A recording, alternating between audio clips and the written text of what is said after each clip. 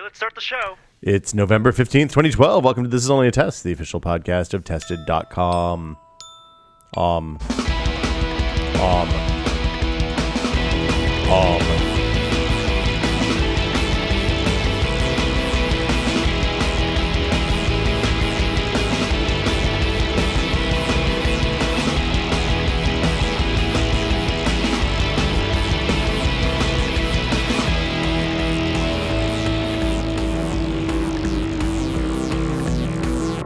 I'm Will Smith.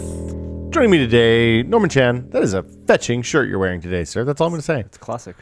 How you doing today? Doing okay. Thursday morning? Feeling good? That is today. You're ready to bring home this weekend? Smack it around? Oh, yeah. Bring 1 week away from Thanksgiving. Yeah, we're into the pre-Thanksgiving doldrums. Joey Famelli taking the third seat today. How you doing, sir? Hi. It's good to see you. Yeah, see you guys too. See you every day. It's been a while since you've done a podcast. Yeah, you guys had consistent guests. We've had a lot of guests. So yeah, it's week before Thanksgiving. It is, I don't want to say it's a quiet time in the tech world, but it's the time at which everybody gets rid of people and things that they no longer need, it seems like. Like, it's the time to, like, all the albums that came out in the last 2 weeks are the ones that they're clearly dumping to get out before the end of the year that aren't very good.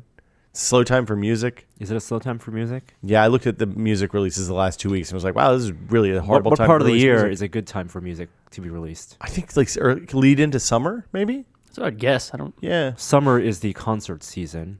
Yeah. Now we're like, weather is nice. You want to release your album like March to May so that you get people stoked so they buy tickets for your concerts in the summer season. In the fall. And then this is the second lap for the tours. Well, so right now it's holiday festivals. And it's a lot of like shitty holiday albums too. It's like the Polyphonic Spree holiday album and the Barry Manilow's 16th Christmas album. You know what type of albums you're looking for. Yeah. No. Man, aside from those awesome Polyphonic Spree albums, the shitty ones come out in the winter, for the holiday ones, with everyone else. Continue hating the Polyphonic Spree, man. I haven't shopped for music in years. Well, I say shop for music. I go to RDO and look at the new releases list. But I haven't been to a record store. Well, I guess I've been to record stores, but I haven't been to like a CD store in ages. I'm still listening to The Doors. What was the last CD you bought? It's not bad. Last that CD? One. That was the last CD I bought. The Bong? I can't remember. The Doors? I don't know how to stop notifications from happening in Mountain Lion. They won't ever be quiet. I don't know what was the last CD you bought. You mean like actual physical CD? Yeah, like physical CD. Oh. I remember the first one I bought. What was the first CD you bought? Green Day Dookie. Wow. Yeah. It's pretty good. Mine was... It's a good cover, too. Mine was... Tron. Yeah, I had that... I think I had the that nuclear poster. explosion? Yeah, with all that stuff going around, like the little tiny people. Dookie's the one with Burnout and all the first radio hits, right? Yes. Yeah, and like Kerplunk was before that with a couple going on. What an edgy band. Yeah. Green Day. Third wave punk. My first album was U2's Joshua Tree, my first CD. I bought some cassettes before that because I'm old enough to have bought cassettes. Yeah, my first cassette was the Wayne's World soundtrack with Queen and a bunch of other. See, I bought the Queen. I bought Bohemian Rhapsody on like single CD or single cassette even. Single cassettes might have been are such single a waste of plastic. You have the one song and then you have like a slight variant of the song. Sometimes it would be a different. Well, because the Bohemian Rhapsody was the B-side. At least with singles on vinyl, they're smaller than the big ones. Like the EP sizes? They're 45s, right? Yeah. I used to have a lot of punk. Sam Goody, buy some cassettes. Sam Goody. We didn't have Sam Goody. We had this place called the Disc Exchange, where you could go in. It was the first used music store I'd ever seen. You'd go in, you'd sell your CDs back for fractions of the price you paid for them new, and then you'd buy some new used CDs. And they would inspect them to make sure that they weren't scratched. It was very, very, like, when you would bring your CDs in, if you'd ever put them in a Discman, they could tell. They'd be like, this has been a Discman, we don't want it. A Discman? You know, like a portable CD player, because it would be all... called the evolution of the Walkman. Yeah, it's a Walkman. Discman. Jogging with those things was a pain in the ass. Well, you needed the buffer. I remember 45-second buffer. But that still destroyed the disc. Yeah, I just remember pulling the big clunky thing and... Yeah. And then all of a sudden Diamond came out with a thing that you could put a whole album on Smart Media. What was the card? The old pre-SD card? Smart Media, right? Mm-hmm. Dark times. Was it like a zip drive or?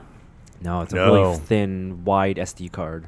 Well, it was before. It was like the cheap. So compact flash was for pro use, like real cameras, and then smart media was for everything else, and everything else at that time consisted of cheap digital cameras, meaning they were under $1,000, and the 2 MP3 players on the market. So yeah, it was weird. That's why time. you bought CD players that could also play MP3s. Oh, the MP. See, I entirely skipped the CD MP3. Yeah. Although my car does that now. I found out the other day. MP3 I had no idea. CD players are the best. Still relevant. A lot of albums on 700 megs. Yeah, well, that's what you do, right? Yeah. Yeah. So let's talk about news. A couple of big things happened this week. Well, Wii U comes out this weekend, I guess. Is on the 18th. It's on Sunday. Yeah, Sunday. Does anyone care? I'm casually interested, right? I'm not going to buy one. I didn't pre-order one. Casually interested. It's like... if somebody calls and says, hey, my Wii U is here, you want to come over and play? Yeah, I'll come over. Interested. Wow. It's like, man, that girl looks really hot. Now I'm casually interested. We saw it at E3, right? We did see it at E3. We saw it at E3, yeah. Casually interested. Well, but that's like the faintest of faint phrases. Well, okay. It's like... If it was sitting in front of me, I'd look at it and maybe pick up the controller. Like, it's a real specific amount of interested. If I'm sleeping, don't wake me up to come see it. But like, I wouldn't walk to the other side of Target to see the demo station set up at the Target. Wouldn't walk 200 feet to see it. But if it was in front of me, if you called and were like, hey, we're gonna play Wii U games today at my house, I'd probably drive over. I'm not even that interested. Right, you wouldn't go to your house. I wouldn't make the trip. I wouldn't go downstairs. I would not walk downstairs to the living room if so. Well, that is the amount of interested I am. You would walk down 15 steps if it was already on. Set up. Okay. It has to be set up. If someone was already playing something and needed a fifth person, and that fifth person they're willing to give up the new. Oh, so you'd have to be the tablet driver too. Tablet driver. Wow. Then I would make the trip from out of bed down the stairs to play the Wii U. That is the level of interested I am. So, by all reports, the embargo stuff on the actual hardware and a lot of the experience stuff is still in play for this week. So we'll get somebody on hopefully next week or the week after to talk about the actual Wii U, who's actually spent time with it. We didn't pre-order one. I didn't think they'd sell out like they have. I'm not interested. Has it been a big mover? All the pre-orders are sold out, but it's artificial scarcity. It's the same thing Apple does.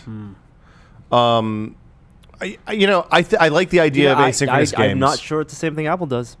I think Apple has artificial scarcity, or has had in the past. I don't think they do it anymore. I think they definitely had scarcity, whether that was artificial. I think they want to sell as many as they can first weekend. I think Apple limits the number of online pre-orders so that they can get people to line up outside the store. Okay. That is a form of artificial scarcity. That form of artificial scarcity, yes. But I do not think they hold any production back first weekend. Oh, I don't think Nintendo's going to do that either. As many as they can make. If they can sell all they can make, that is a good thing. Given the financial problems Nintendo's having right now, I can't imagine that they would be holding anything back. They're making as many as they can and selling them as fast as they can. Yeah, I like the asynchronous gameplay stuff. So there's a bunch of details that come out, and I'm really interested in the TV thing.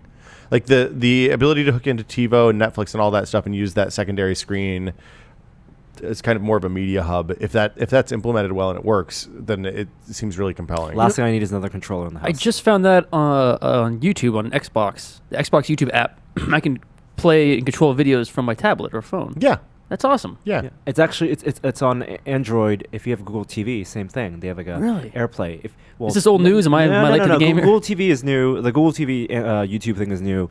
The Xbox thing maybe not so new. But yeah, they want you to be able to on Android tablets and phones to throw YouTube, to throw it. It's all part of your dream to be a YouTube DJ.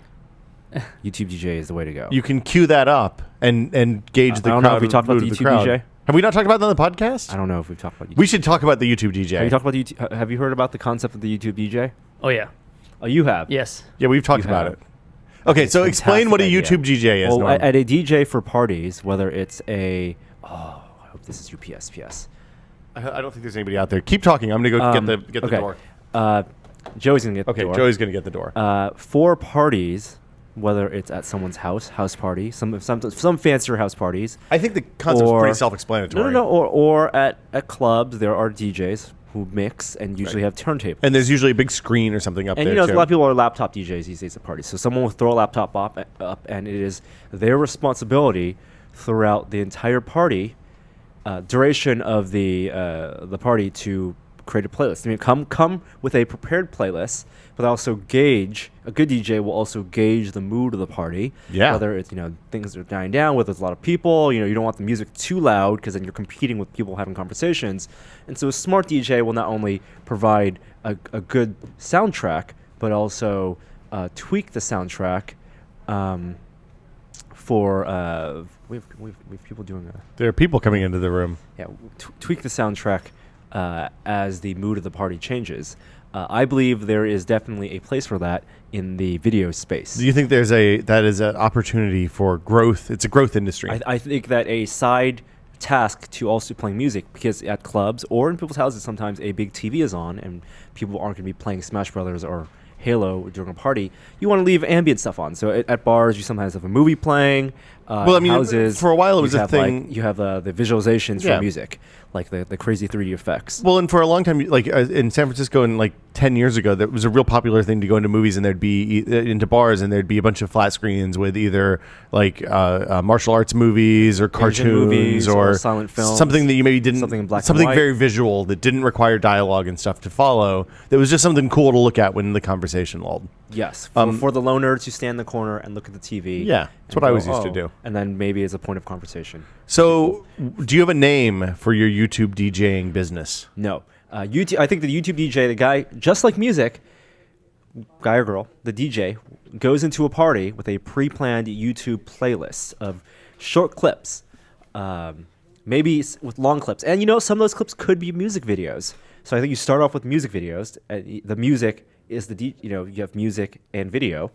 But then also intersperse in YouTube clips, viral YouTube clips, or whatever the latest trend is, and so there are points of conversation for people. So you're saying like it's an opportunity to play old memes, like kind of you can rickroll and then roll into something new. Never rickroll. Oh, no rickrolls. No, but throw in the surprise gopher, and throw in So throw could in you a slow mix? Loris. Could I have one browser playing Surprise Gopher and another browser behind that playing See, that's the thing. Rickroll theme? With the way YouTube works, the way AirPlay works, and AirStream works, AirPlay and throwing stuff up. You don't want to see the interface. You want the playing to be seamless. So just like a DJ would have two turntables and switch between them, you would have perhaps two laptops or two iOS devices and throw the ups, and so you queue things up on each device one at a time. You just write an app. And if a video and YouTube videos, because you have the rule that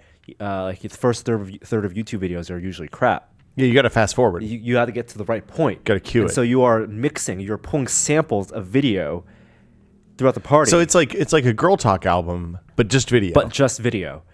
And so you wouldn't have like an entire, like for example the ninja guy with the water bottle ninja guy. You would have just the best shots of that. And you have like some scratching back and forth where he throw that up, cuts, and then you cut to the guy with the switchblade and then dancing the girl with the katana sword. But you see, so girl talk mixes over. Is that what you're saying? Or you'd be mixing over, overlaying like layers and layers and layers? Like could I have a song from Yeah, one YouTube video? exactly. So one YouTube video might have great visuals, but no one wants to hear the guy talking in front of the camera. And you might want to have your own soundtrack, so you are doing many layers of mixing. But also, you are paying attention to the conversations in the party. So do you bug the room? You could bug the room. I think bugging the room, or just awareness. And if someone's like gesturing something, oh man, I know he's gesturing about some awesome video, and then you throw it up like 5 minutes later, and oh man, that's what they were talking about. What's the name of this? We need to make a name for this business. Is it No Rickroll? No. No Rickroll. I don't think you need a the name is way for. I think didn't MTV do this with VJ? Is that something? No, VJs just they were just disc jockeys for music videos. There was no craft involved. There's a social aspect, and there's awareness, social awareness. There's a meta culture aspect, and then technology, of course, because you're throwing videos up. I like the idea of you're sliding the video from your iPad to the TV. The thing, I think this is a real straightforward app. It's like a 2-window. You have like 2 windows on an iPad, and each one is a different YouTube playlist, and you can kind of queue stuff up and mix back and forth between them. And there's a slider and all that stuff. Sounds very Minority Report. Yeah. That's what it always comes back to, isn't it? Throw stuff out. Yeah. So yeah, Wii U. It's if anybody wants to contact Norm about being a YouTube DJ, what's the best way to get you, Norm? I think that tested.com. Okay, Norman at tested.com. I'm not experimenting with this yet. So if you want to be the beta test for Norm's new YouTube DJ Are business. you saying that the technology isn't quite there yet? Like, would you need this sliding? I think that the technology, there's no app that I know of that would do this. I think you could bootstrap the technology that we have today to make it work. There would be a lot of pre-setup involved in getting all the Wi-Fi set up. So you could have AirPlay working properly. Honestly, you could do it with like the TriCaster, right? That's too. Yeah. Can you pipe YouTube into the TriCaster? You can't pipe YouTube in. You could pipe like you can pipe multiple Apple TV streams. A network, yeah. But that would be a whole different thing. You're talking about being mobile enough to monitor conversations. And each party would be a different place. Oh, so you're saying you walk around with iPad Minis strapped on each arm? No. Like you're just walking around the conversation. No, you just got to have situational awareness. You need Google goggles. That's the takeaway from all this. It's almost time for the Google goggles to come out. Also, didn't they say they were going to get dev kits out in late 2012 or early 2013? It is next year is the beta for developers for the people who bought them at IO. Yeah. No, everyone's been at parties where someone's like, "Oh, you got to watch this video," and then everybody huddles around a phone. And then you got to huddle around the phone, or it takes a long time for someone to be like, "Oh, I got to dig it up," and then people get bored because they watch like the first 30 seconds and nothing's happening, and like, "Oh, I had this," and then the person who decided to put it up is like, "Oh man, I feel really embarrassed because it's not as awesome as I thought it was when I first thought of the idea to put it on the screen." Yeah, like the Cobra Commander video. Everybody always thinks that's going to be awesome, and then it turns out it's okay. I have a problem with YouTube videos, and when someone shows me like a video at a party, the same way I have a problem with people telling me jokes.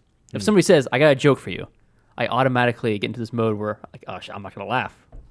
Wow, you're a dick. I don't know what it is. Like, I'm, no. You're critical. It's not that I'm critical. Like, a joke could be funny, but I am. Well, once you set me up, it's a challenge. I have a joke. Like something about me just goes into a mode where I'm like, now I'm expecting it. Now I know I'm supposed to be laughing. It's almost like just like not a. Do you do a fake laugh at that point? I go, that's pretty good. Yeah, it's a. Like I'll try to it's funny. Analyze it. No knee slap.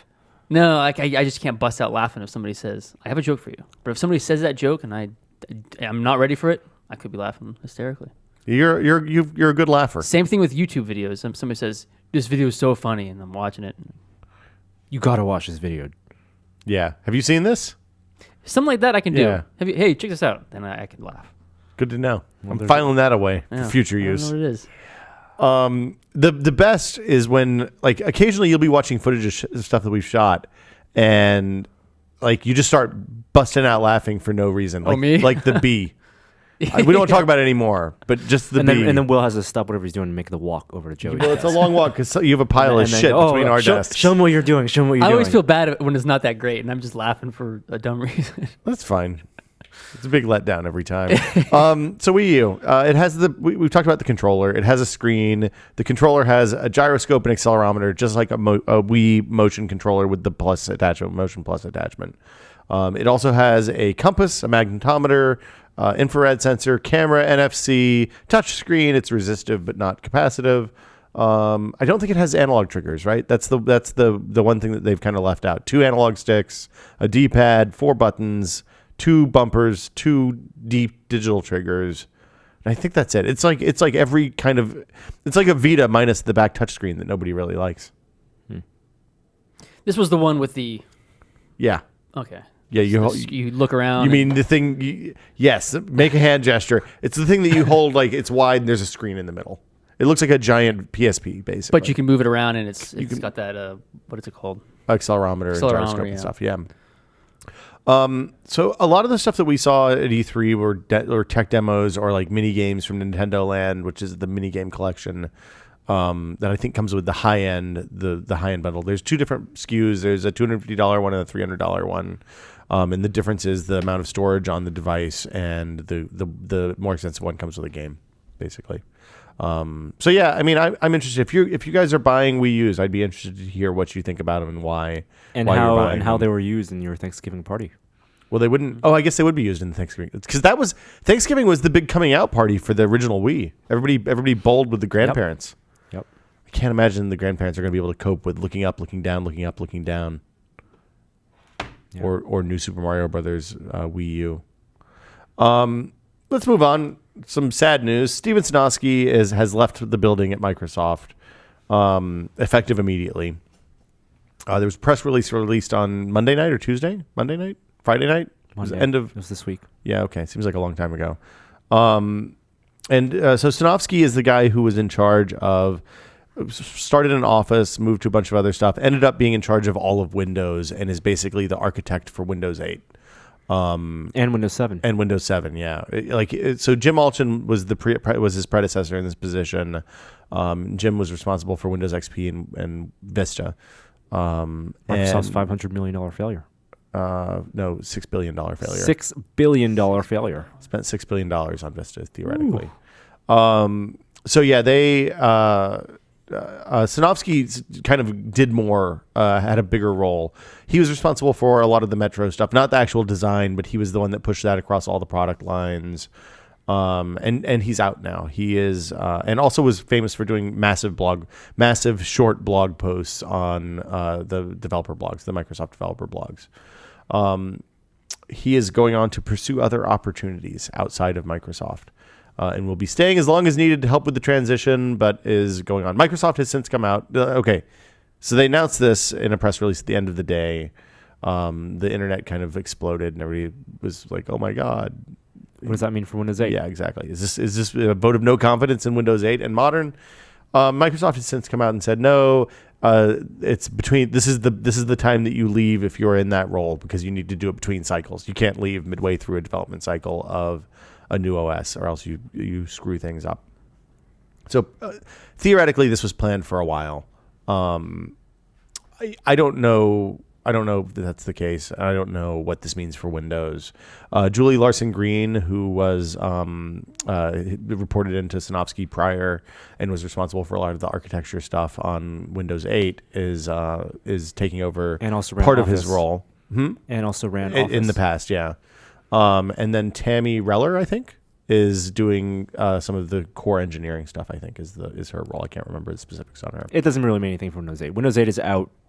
They're not changing Windows 8. Yeah, the Windows 9 has already been kind of announced. We're expecting that in 2014, and we're expecting a service pack. I think they're not calling it a service pack, but Windows 8 codename Blue for middle of next year. So it seems like they're trying to transition to an annual update cycle on the OS. Incremental updates, $20, $30. Right. Is that similar to what Mac does with their? It's kind of. I mean, OS X has had some big gaps between releases. Like the jump from Snow Leopard to Lion was, I think, 2 years, which was one of the longer time periods. I mean, the thing that Microsoft has wanted to do for a long time is to get people on service level agreements, where you pay a subscription basically for Windows, and then you just pay that every year, whether there's a new version or not. I think the move to $40 updates is the step in that direction for the OS. They're already doing it with Office. Like if you want to subscribe to Office, you can do that at this point as well. Can I pay for continued support in Windows 7? I think Windows 7 has a 10-year life cycle. Oh, perfect. Probably, yeah. So we'll be onto circular tiles by the time Windows 7 is expired. Rounded corners. Exactly. Are you scared about the Sinofsky thing, Norm? Nope. Are you a Windows user anymore? Yeah, absolutely. Okay. I still use Windows at home. I love Windows. Nokia announced their Nokia. Nokia. Okay, so we should talk about the pronunciation, because I asked people who work for Nokia what the correct pronunciation is. They say that in every area of the world, the company name is pronounced differently. The Finns, where Nokia is based, pronounce it Nokia. Nokia. The English pronounce it Nokia. Okay. The Americans don't pronounce it because they don't really sell phones here. I mean, they do kind of now. Nokia. But Nokia. Nokia. And I don't know how they say it in India and Japan and China and the other places that they sell phones. But we go with the Nokia because that's how the Finns say it. That was a prominent joke in Transformers 1. Really? When I don't remember when Donnie, who's out of his element. Who's Donnie? Well, Joe or Totoro. Oh, okay. when he says, Well, he's Jesus. damn. Or yeah, Steve Buscemi's already. He is I Jesus. was like, there's no Steve Buscemi in Transformers 1. I wish there was. God, that would have made that When movie. If Shia LaBeouf was played by Steve Buscemi, what an amazing movie. It'd be really creepy. Bumblebee, let's go creep on some women. Staring at Megan Fox. Oh God. Yeah, fix my car. Bend over again. Oh, God. When John Turturro said Nokia, damn Japanese, and then That was the Australian joke? I don't get hacker it. girl It's a Finnish company. said they're Finnish Oh. because the Nokia phone turned into a transformer and started going crazy. Huh. Let's give that joke a moment of silence to die. Yeah, Transformers 4, 2014, directed by Michael Bay, starring Mark Wahlberg. Really? Marky Mark? Yep. Is he playing As what? Shia? Whoa. No, Old it's set Shia? 4 years later after Transformers 3, and same universe, continuing storyline, but not the same actors. There were no more Shia LaBeouf's arc is over after Good, the 'cause three he movies. So they'll probably bring back Tyrese and some of the other guys. Are Shia's but- parents going to be in there? Oh God, no. Those terrible characters. Yeah, they were. Oh, come on. They were the Terrible. worst part. You could cut all their scenes out of the movies. And the movies would be so much I better. think you could make an amazing movie that's just their scenes from those movies. Okay. Really, really bad The movie. Will Smith cut. Yeah, super cut. Okay. Are they keeping Are they keeping the voices? I don't know. Like, is Optimus? Is it still going to be? Well, so it was only Peter. Optimus, Peter. right? Peter Weller. I feel like Starscream was in there too, right? Not Peter Weller. The No, same Peter. voice? Peter. It's Peter something. Yeah, this voice of Optimus. Yeah, that was a voice of Optimus. Yeah. Optimus was the voice of Optimus. Megatron they replaced with Hugo Weaving. That's a good switch. Oh Okay. yeah, they're bringing Dinobots into. What?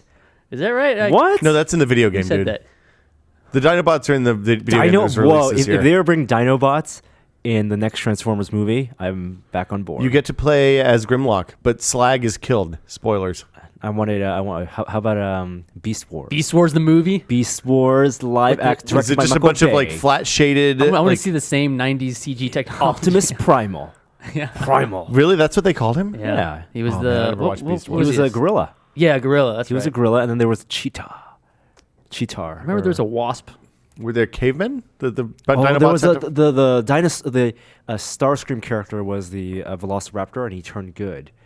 He defected. He was an anti-hero. Yeah. Well, so the Dinobots always had to fight the Insecticons in my youth. No, These no, are it was like- Dinobots and the what were the Autobots called? Like not mammals. I forget. Well, it seems like they were primates, right? No, Was this in the past? Is that when it was supposed it to was happen? in the past. Yeah.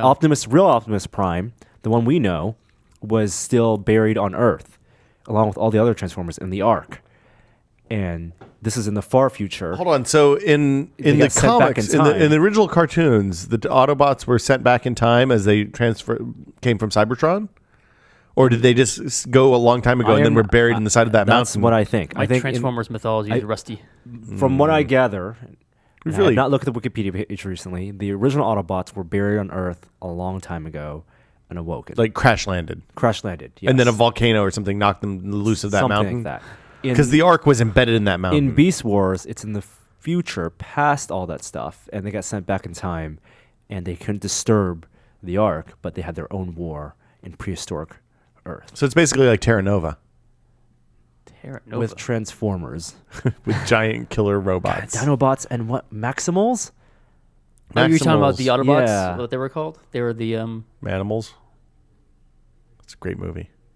I forget what they were called. yeah. There was a cheetah, It was a decent show. I remember liking it. and then they changed the Beast Machines when they went back to Cybertron. Wait, what? There was also a cross went back Autobot to Decepticon romance. Wow, really? They're lady Transformers? I believe so. I don't ever remember seeing In lady this one, Transformers. the wasp was a lady, right? With their Yeah. machine gun tail Yeah. or stinger. Yeah. So that's okay. I think this is a perfect time to use Google Search iOS to demonstrate the Oh speed no, we've already done that. of Google Search. I like Nokia. I like that pronunciation. Nokia. So Nokia is rolling out. Hold on a sec. Nokia is rolling out their Maps service. It's called Here.net. Rolling out an old classic there. Yeah, it's called Here.net, and apparently, I didn't realize this, but apparently something that has been eating at the craw of Nokia executives for the last 10 years is that they had the opportunity to build what eventually became Twitter, like a service that is Twitter, and they whiffed. So they're rolling this out cross-platform. They want it to be it's unclear exactly what it is, but it seems like they want to be a context-aware mapping service. So, I read 4 or 5 articles about that this morning. I still don't exactly understand how it differs from, say, Google Maps or Bing Maps or Yelp or. They want to make it as open as possible. They have iOS, Android SDKs, iOS apps, and also. But is it like an augmented reality play? No. Like, it's what's just the here? We think we have the best maps and the best data. Okay. It is a selling point for Windows Phone, and now we're offering it for other platforms. So then it's not a selling point for Windows Phone. Well, they can't make it the only selling point for Windows Phone. They hope Windows Phone 8 is the selling point for Windows Phone, but they want to be everywhere because then you tie to their services. And they have turn-by-turn directions, and they have 3D, and they have public transit, and you can try it out now. Is it out on iOS now? Not out on iOS, but there's a website. Oh, okay. You're right. Maximals and Predacons. Predacons. Yeah. Because they were predators. Wow. Huh. They're descendants of the Autobots. Yes. This is right. So other things, there's going to be there's an Android SDK for the Here.now, so people can build their own apps for Android, I assume. HTC announced their DNA phone. It's a 1080p screen. How big is the phone? 5 inches. So that means it is a crazy high PPI. Yes, for a 5-inch ridiculous. 1080p phone, 1080p screen, 1920 by 1080 pixels on a 5-inch phone device. That is. So it's like a Galaxy Note, basically, size. So that's 5.5, I guess. Except with a much higher resolution screen. So why are they doing this? Because they can? Because they can. I'm not exactly sure who's making the panel.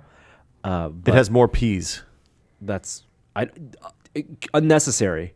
I think we're at a point where we do not. I mean, the iPhone has a 4-inch 1136 by 640 screen, and before it was 960 by 640.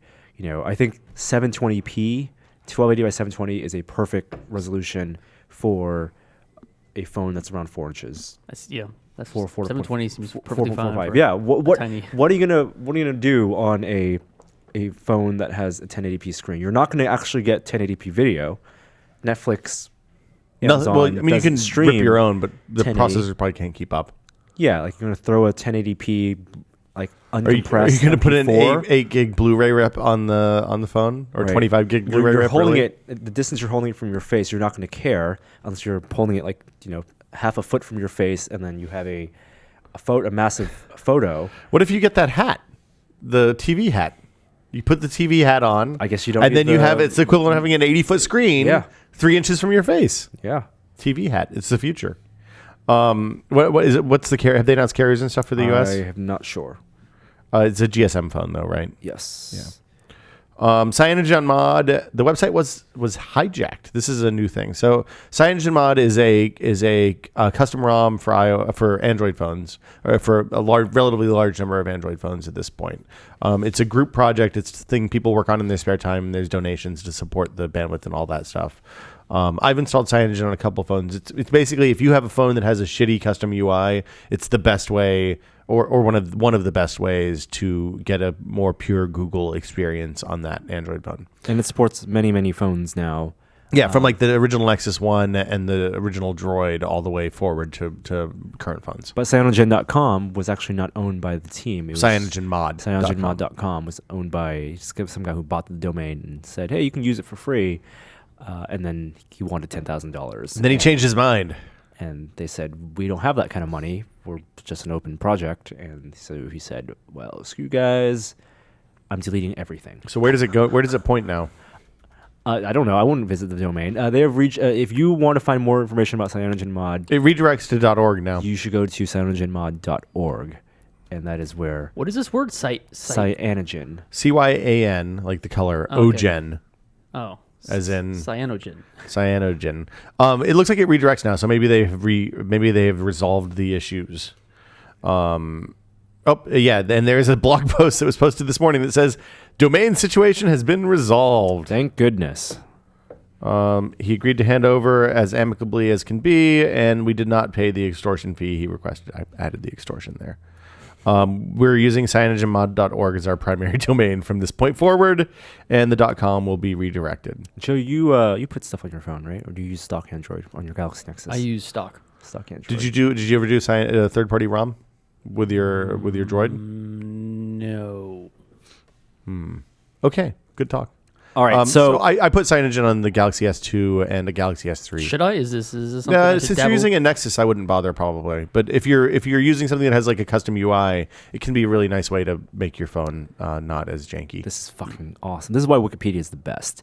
Not only does Wikipedia have a page for Beast Wars, Oh God. which is the Beast Wars in Transformers canon, it has a separate page for Beast Wars, the TV show, which is separate from the Beast Machines follow-up to that, which is separate from the page they also have for list of Beast War characters. Now, I'm on the list of Beast War characters right now, and there is a table, and there's a section for using this table, because the table not only lists the characters, but has what their Beast Mode name is, whether they were a Maximal or Predacon, whether they're in Beast Wars 2, whether they were in Beast Machines, whether they were in comics, whether they were in the video games, and whether they had toys made of them. Hold on. Some of the comics, some of the things from the cartoon didn't have toys made of them? Yes, but Why would they do that? That's crazy. The names are amazing. So we had Optimus Primal, who turned into Optimus Primal is so a great. silverback gorilla. Then we also had Rhinox. Let's see if we can guess. uh, Okay. Will, who has not seen this, Rhinox, what did he turn into? I'm going to bet rhinoceros. That is correct. Rat Trap. I remember Rat Trap. I'm guessing probably a rat. Okay, also you have to guess the animal and also Their whether he affiliation. was, the affiliation. He has to be a Decepticon. Rat Trap, nope. Rat Trap Yeah. was Really? Because he's a mammal. Maximal. They're Yeah. pro mammals. Okay. Yep. Cheetor. That's got to be that's what are the choices? Maximal or Predacon. That's a maximal, and it is a cheetah. That is correct. And he was also the best character on the show. Really? Is that what He was- Wikipedia he was- says, or is this your judgment? This is a personal judgment. Okay. Tigatron. I bet a Cheeton was also very fast. Cheetor. Cheetor. Cheetor was very fast. Did he was- cheat at was, things? He was a spunky one. Yeah, he was the kind of the, young. yeah. He was the Bumblebee of that show? Yes, he kind of was. kind of, yeah. Okay, what's Yeah. what's your next one? Tigatron. I'm going to bet it's a tiger and probably a maximicon. Maximal. You want to get half points. I'm going to give you half points. I'm going to pull Peter Sagal. What, You're that gonna was a get half points? Decepticon? Nope. It's a tiger, but a white tiger specifically. No. White that's tiger right. is a tiger. Since we're not really keeping score here, I'm going to let it go. All right. Air Razor. That is a Decepticon. What? It was a Predacon. An Air Razor. Air Razor is actually a Maximal. Can I get a spelling on this? Airazor. Is this some sort of bird? Yes. Like some sort of a falcon, Oh, perhaps? very good. It's one of your favorite animals. It was a peregrine falcon. That's not one of I my don't favorite remember animals. this guy at all. Was he season 2 or season 1? I believe. Season 2. Season 2. So they're Yeah. breaking the mammal naming scheme by going with the bird, and they add the "on" at the end of a maximal. Yes. which seems like it should be a Decepticon name. It's So very tricky, I'll skip a couple of them because we had Tiger Hawk, and then there was but that's some sort of tiger hawk. it was a combination of the white tiger and peregrine falcon. What? This is real dumb. Then there was Silverbolt, which is a How did they- gray wolf and golden eagle. Did they transform into each other and become I one? think they combined. I think we should they just did. I think there were Transformers. They merged together. Oh, we just transformed too close. Now we're stuck. Now we're one. Now this like one I you're thought high was fiving and transforming at Yeah, the same time. a not very good name. There was Depth Charge, Let's see, submarine, a fish, dolphin.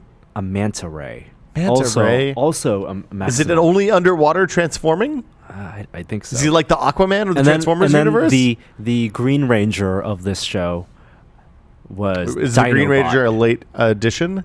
Green Ranger started off as a bad guy. Yeah. Came in and then Oh. they kind of turned him and he became good and Yes. the leader And eventually. then he became the White Ranger. A Dinobot was a Velociraptor, and he was a Predacon, but he changed over sides Yeah. to be a Maximal, and he was always outcast.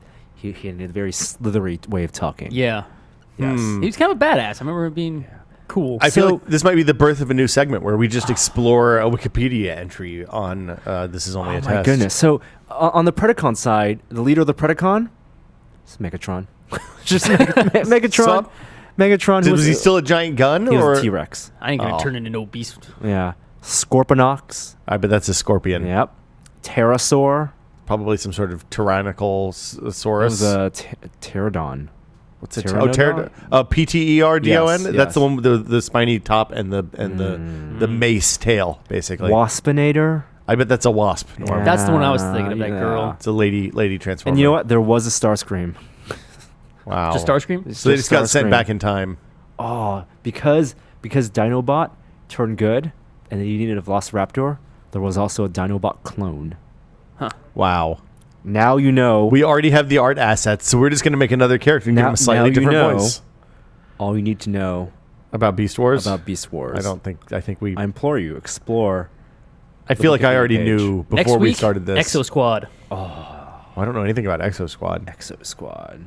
Nexus 4 went on sale and is already sold out. Yeah, this is Google's next Nexus phone made by LG. And controversially, maybe, does not have LTE. So everybody here has LTE phones. Could you go back to a non-LTE phone at this point? Absolutely not. Nope. Joey? No. Yep. I actually often prefer LTE over Wi-Fi. I think it is faster than Wi-Fi in many circumstances for me. Like faster than Starbucks Wi-Fi almost always. Yes, and also even when I'm home, if someone's like downloading something or uploading something on my home network, I would rather use LTE. I default to LTE.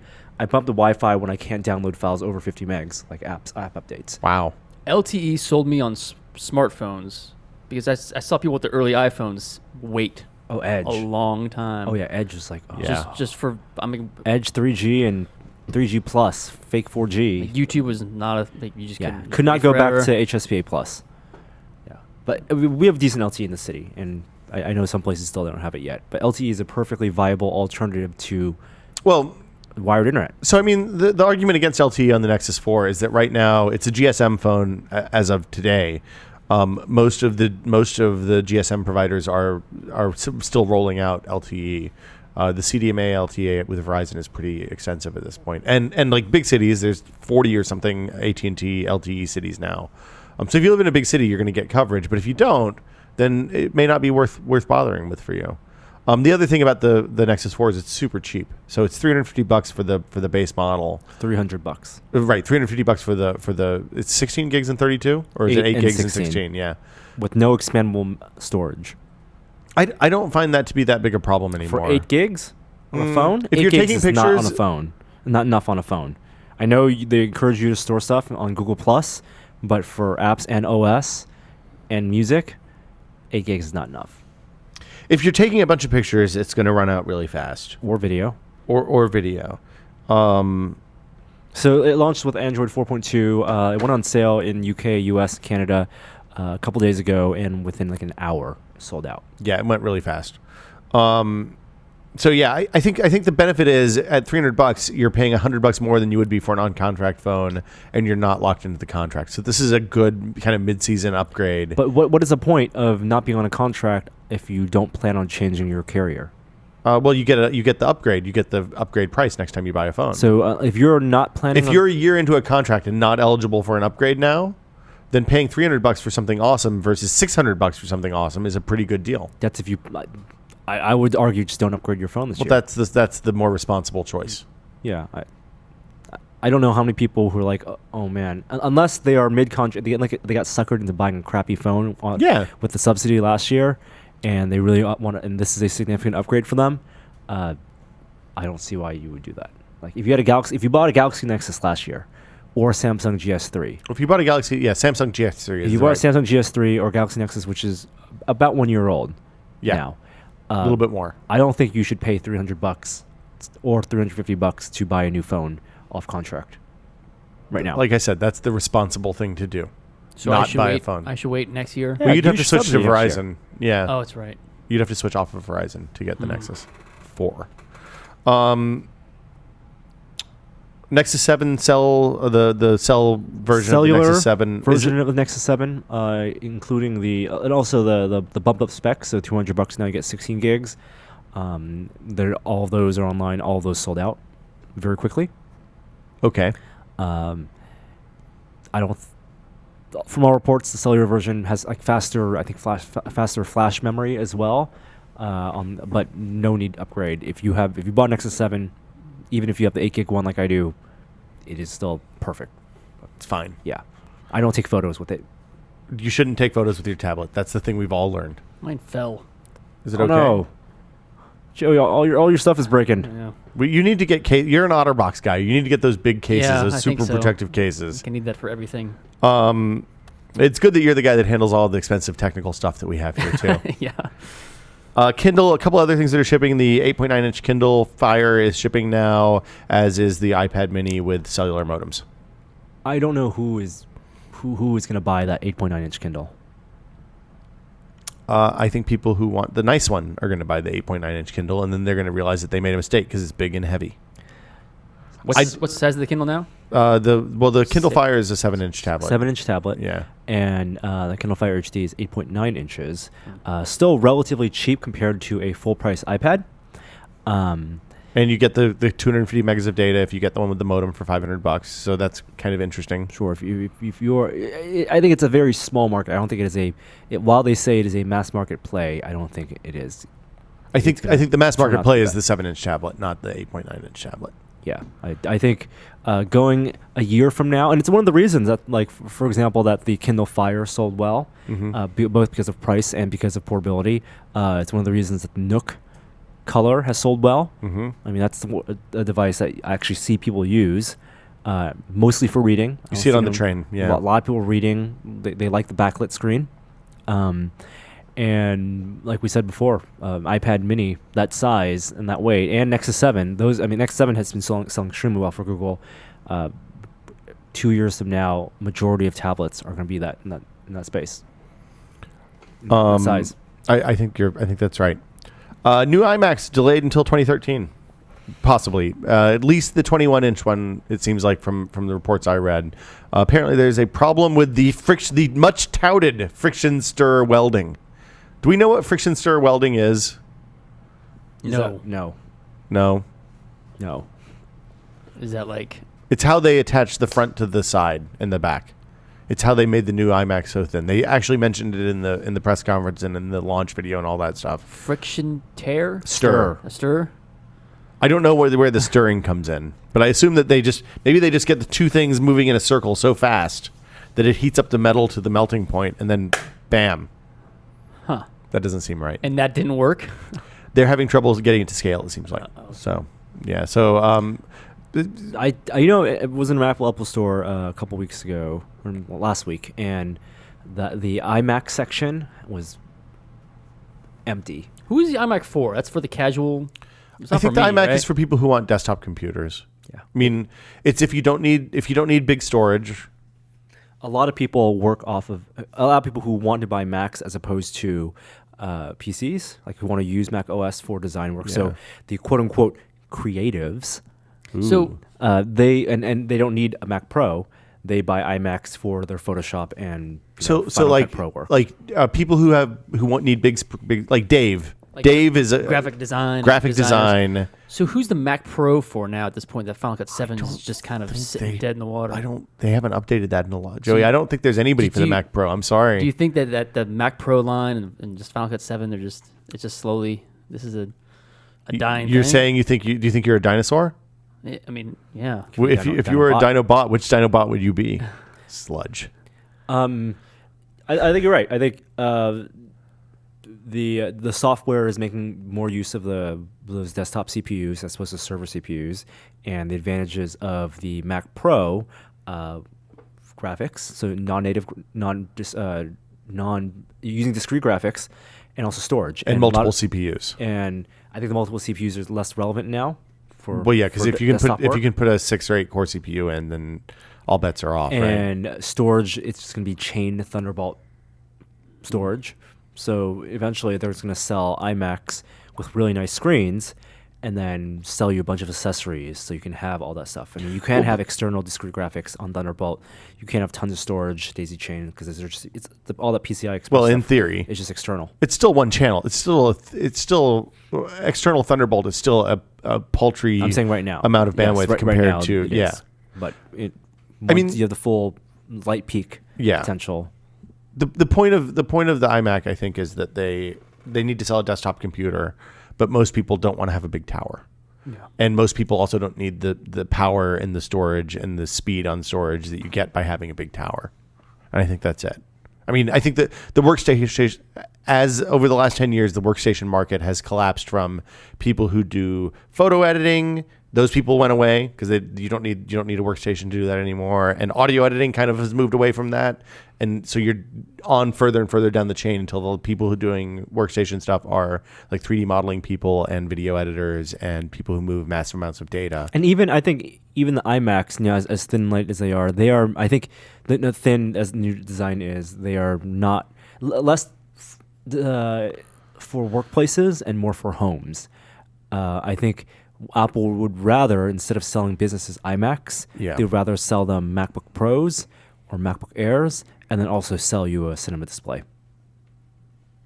Like maybe. I mean, there's still benefits to having one always-on computer in the house that is like the central repository for music and videos not and in photos. Office space. Not in office. I think. Well, I mean, there's always going to be a computer on reception desks, right?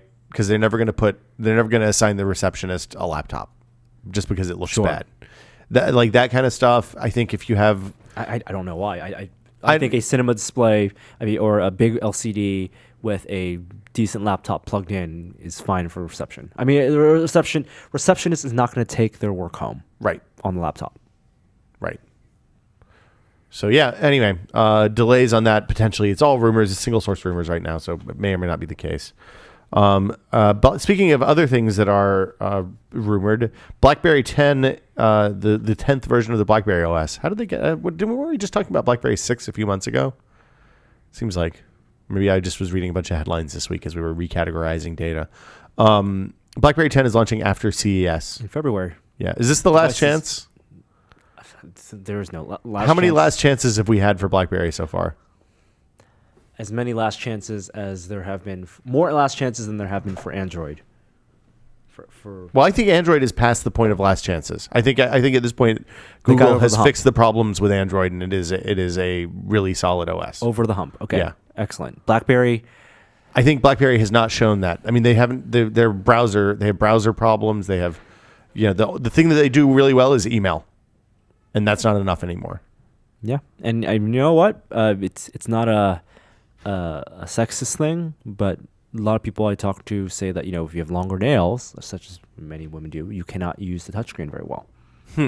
So people with nails I think the physical keyboard would have the same problem. I guess you can mash it with your nails. Yeah, that seems like it would really hurt.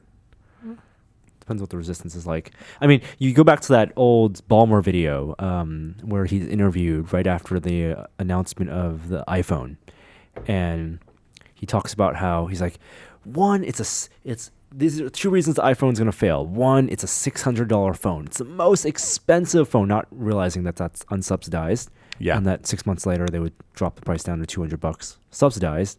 And it's a ridiculous $600 phone. It was a year before they did that, wasn't it? Not a year. That's why we all got the $100 gift card from Steve Jobs. Oh. Because people were pissed. Early adopters were pissed. And he's like, it doesn't have a keyboard. So it's a physical keyboard, so it's not going to appeal to the business customers. And so they feel very confident in the Windows Phone strategy. This is before Windows Phone 7, obviously, is when they're still running Windows Mobile. 5 and 6, and running those HTC phones.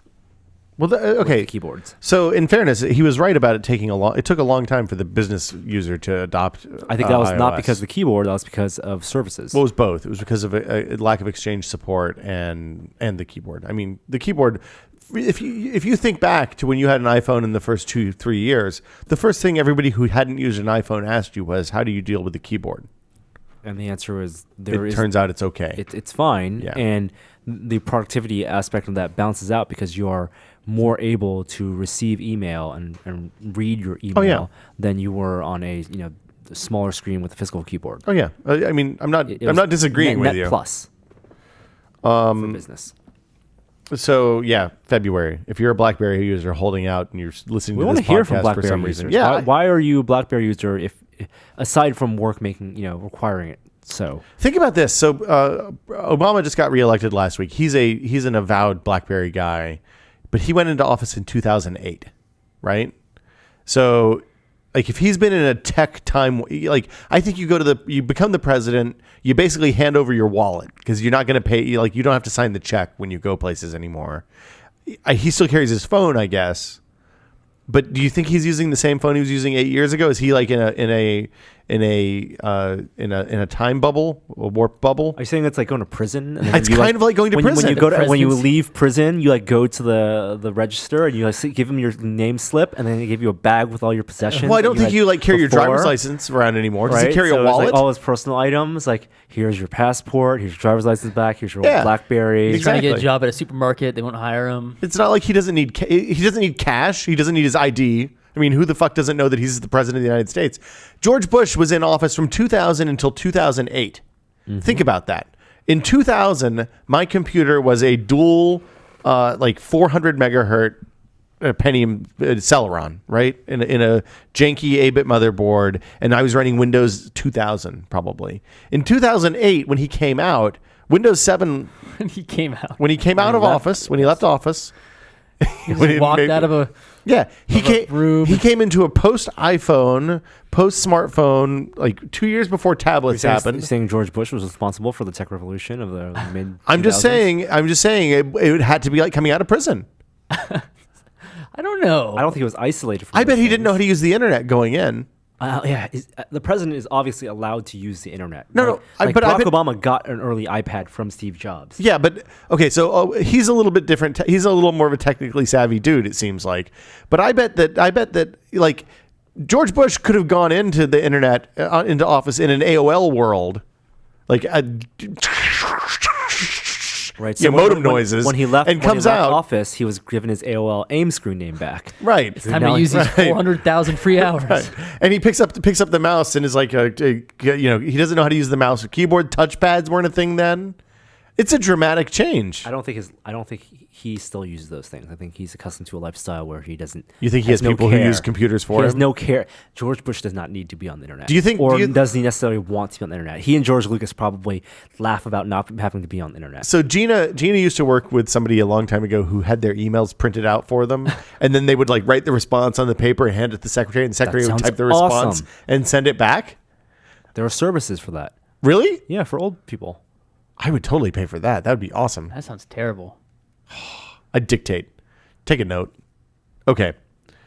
Tesla S, car of the year by Motor Trend. Motor Trend Car of the Year. Not just because it's an electric car, but because turns out it's a great car in general. Is Motor Trend car of the year a thing that matters? I mean, they have a think history so. of making controversial choices to get headlines It's not like the and Nobel sell Peace copies. Prize. Yeah, but I mean, they're in the business of selling magazine copies, right?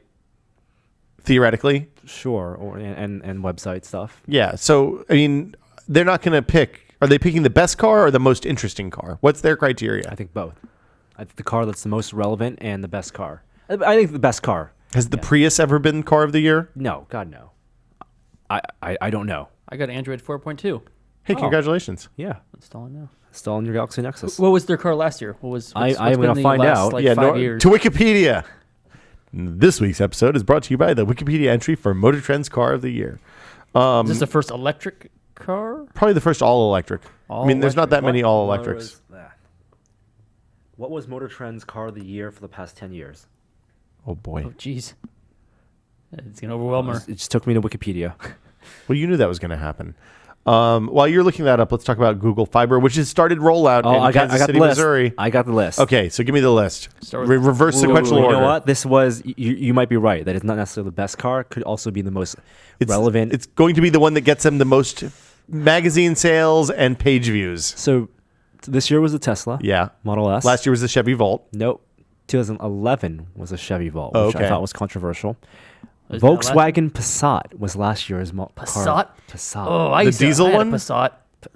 Yeah, most of them. There's two reactions from people who used to own Volkswagens. One is a kind of frowny lemon face, and the other is, oh yeah, I thought it was really great. I was driving that car. The head gasket blew. Stranded with a smoky car. So Yeah. the Prius was the car of the year in 2004.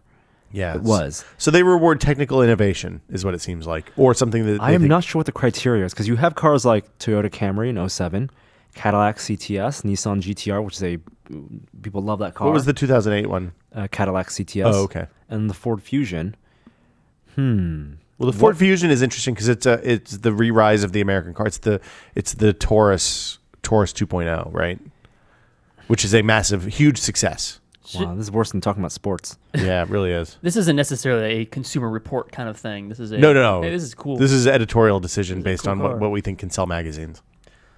Seems like. So the Tesla Yeah. is the new one. Yes, that's a new one, and this is Tesla's. I think I have no idea what their financials are like and whether these cars are selling. But from our reports, because production is limited, these cars are selling out. Well, they're pre-ordered way out still. Way out. These the Tesla Model S pre-orders were 3 years ago. Yeah. And now they want to sell that the Gullwing Falcon Wing doors car SUV. What's the list price on these? Like 50. So the Depends on Model what battery S you get, basically. was their sedan, and the base price was after the tax rebate because it's an electric car, $50,000. So it's a luxury car, and they go all out to put Wi-Fi in the mirrors and have that giant 17-inch touchscreen. What does the Wi-Fi in the mirrors do again? So you can actually have cellular and get cellular service Okay. in the car. And Well, I would have Wi-Fi mirrors if it gets cellular service. then. cellular on the mirrors and Okay. and perhaps a hotspot in the car for okay. your phone or something for your tablet. But it goes all the way up to like 100 grand if you get the big battery and the total and package, the signature right? package and all the it's just like any car. That's kind of what I see a Tesla as, is somewhere near the 100,000. Well, but the Model I think they want to S- spell that because I think 50,000 is no longer in the dude who wants to buy a Porsche Yeah. category. It's the upper middle class car for the family. Hold on. You gotta think about this because you grew up in one of the most expensive places to live in North America. In the vast majority of the country, a $50,000 car is hella expensive. Yes. Like where I grew up, if you saw somebody driving a $50,000 car, it was probably a used Porsche, and they were probably like the heart surgeon for the small town. Of course, that was also 20 years ago. I think that most people. I can't speak. You for do not North see America. the majority of I the think- ratio of old cars to new cars is way out of whack from the rest of the country. Yes, here. and a lot of the consumerism is pushing people to buy new cars. Yes. I think most people when they go shop for a car look for a car in like the $15,000 to $22,000 range. I would say under $30,000. Yeah. $30,000 is a BMW. I would say 30,000 now. for families. You're looking Well, at a 3 dual Series. income. Well, that's still a BMW. I know. Right. So 30,000 is already like a high end for an individual car. Well, but an individual's car. Yeah. For families, 30,000 for like a minivan, like a decked out minivan. That kind of makes sense. 50,000 is a high end. A luxury item. Sure. Yeah. It's a Audi or a Lexus. Right. But it's not a Porsche or a Ferrari. I mean, the thing about you get a Boxster for 50 grand. no way. Do they still sell New? Boxsters even? Yeah.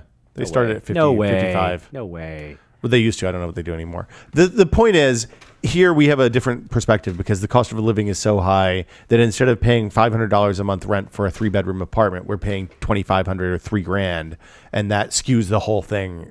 Like the cost benefit of an expensive car is totally out of whack.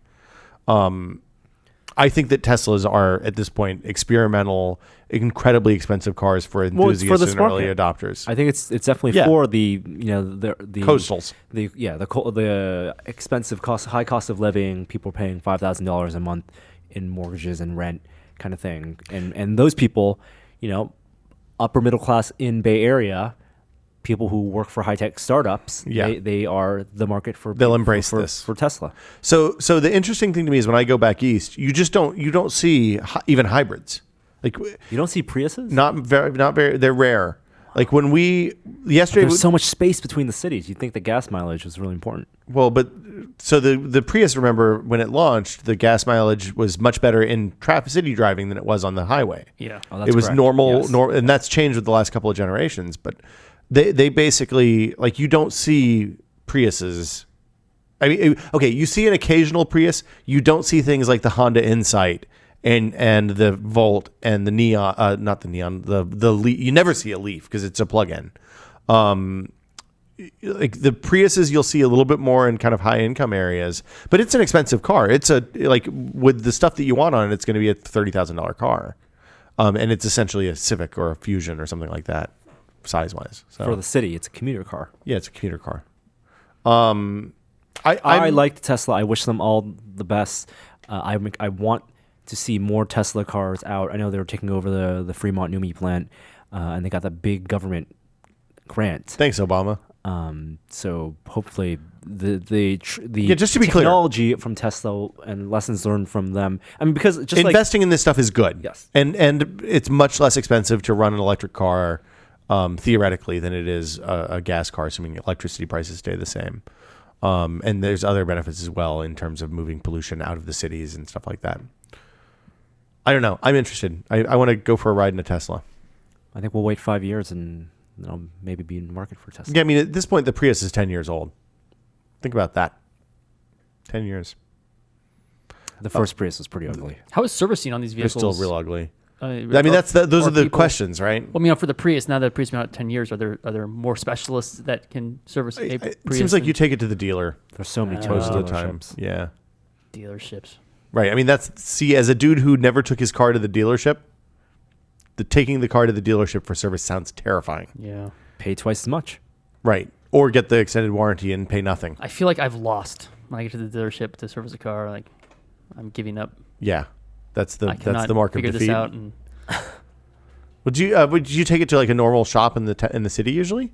there's a Toyota place that I Like a place that like a specializes guys in that's- Toyotas. Yeah, and when I had my Volkswagen, there was a couple German guys who ran a garage that serviced German vehicles. I would never take it to the. What is your Volkswagen. recommendation for finding a good local service place? I ask everyone who has the similar cars. Like if you have an Yeah. American car, it's no big deal. It's a lot of internet searching and then asking. Yeah. I seem to have found luck with people who also have. I have a Toyota now, so it's not that hard to find somebody. Yeah.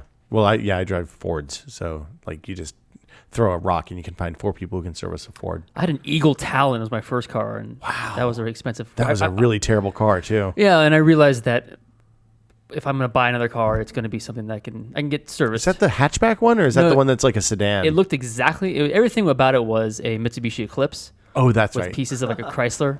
Yeah. There was a Plymouth version of that car too, right? Yes, yeah. That was an even bigger piece of shit. Yeah. Oh, those were bad It's cars. expensive wheels, expensive servicing, and that's what worries me about like a Tesla or Prius. Is that See, so the interesting thing is if you go back to where I grew up, people are still driving those cars. Like that's where those cars go to die. it's the graveyard? Yeah, you That's the Florida. It's ridiculous how many cars are sold every year, and how many cars are retired in comparison, and where car parts go. how do you like a Deckard style retire? You like put the car out of its misery? Go to junkyards, and I think You send it back in time for. How is that even sustainable?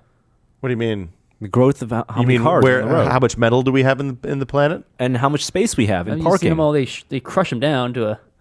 Well, the rest of the country isn't quite as full as our part of the country is, Norm. So, Like plenty more. So here's the parking thing: spots. it's much more likely here that people have a single car in a household, right? So if like you're a young couple, you have one kid, one person works in the city, the other person works out of the city, you probably only have one car. I mean, we only had one car the entire time we lived in San Francisco.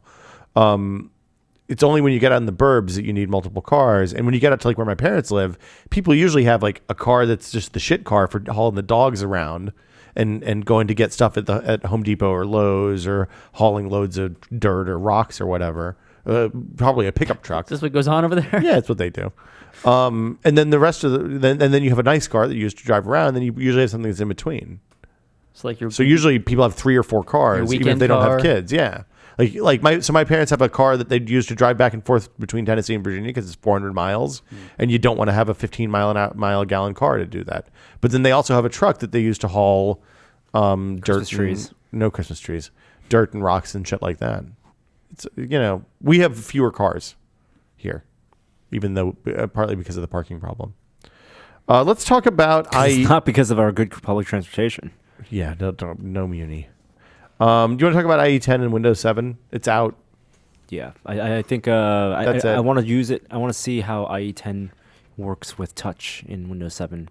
I'm using IE 10 a lot in Windows 8 Really? because On the Yoga? Yeah, because it's the only one that supports multi-touch right now for accelerated pinch to zoom and all that stuff. Okay.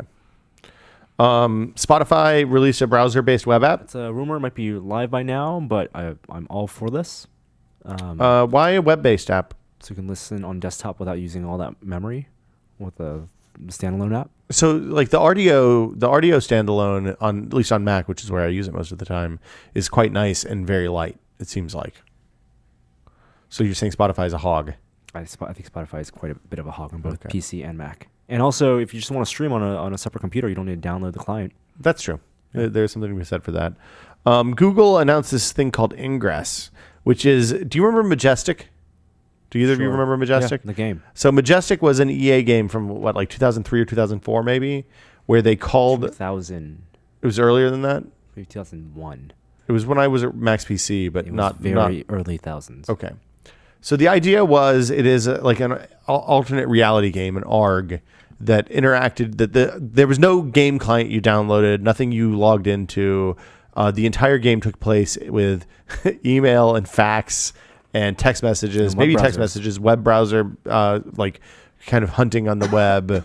And they built this whole kind of like a whole series of fake companies and EA sites sold and stuff you- like that. ARG. Basically, yeah, it was $10 a month, maybe $5 a I month. had I to pay can't remember. monthly. You had to pay for it, but it would call you at all times of night and day. Like basically, it was like this corporate espionage kind of, kind of. Hey, there's a secret government conspiracy thing, and so the characters in the game would call you and be like, I can't talk for long, but somebody's chasing me and I need you to blah, blah, blah, and go to this website. And you'd go to this website and then you'd see like a shitty streamed video with like real media video or something. And it would be like the person in the phone would saying, they're almost on me, but you got to go and do this. And then like they'd hide clues out in the real world. So you'd go find stuff taped up underneath phone booths. And No way. They didn't have stuff in the real world. They had stuff in the How real they world. scaled that in small towns? They didn't scale. Small town people were fucked. Oh. You would communicate with people who lived in big cities and tell them Go fly to New York City. Yeah, exactly. There's a subway. It seems like they were at 8th and something in New York or San Francisco or wherever. Anyway, it was a huge failure, massive failure because it ended up costing a ton of money for them to run, and nobody wanted to be like. Conceptually, the idea of the video game calling you at 2:00 in the morning with some urgent message is really cool. Except for it's always a day that like you're up late working or you had to be up early for a meeting, and you'd be like, oh. I'm just not in the mood. Fuck, slam the phone down. Or worse, you'd be out of town. It was before everybody had cell phones, really. So the game, you didn't like give the game your cell phone number. You gave the game your home phone number because you didn't want to waste your minutes on the game. So then what would happen is you'd be out of town at E3 and the game would call your wife and be like, they're killing me. They're taking me apart from the inside. I'm dying. Help, help, help. And then your wife is super freaked out. So that was not good. Ingress. This sounds kind of awesome. It was rad. Like it was such a dumb, awesome idea. It's something I don't think they'd ever do now. But Google's doing this Ingress thing, which is kind of the same idea. It's like a real world ARG that runs in a phone app.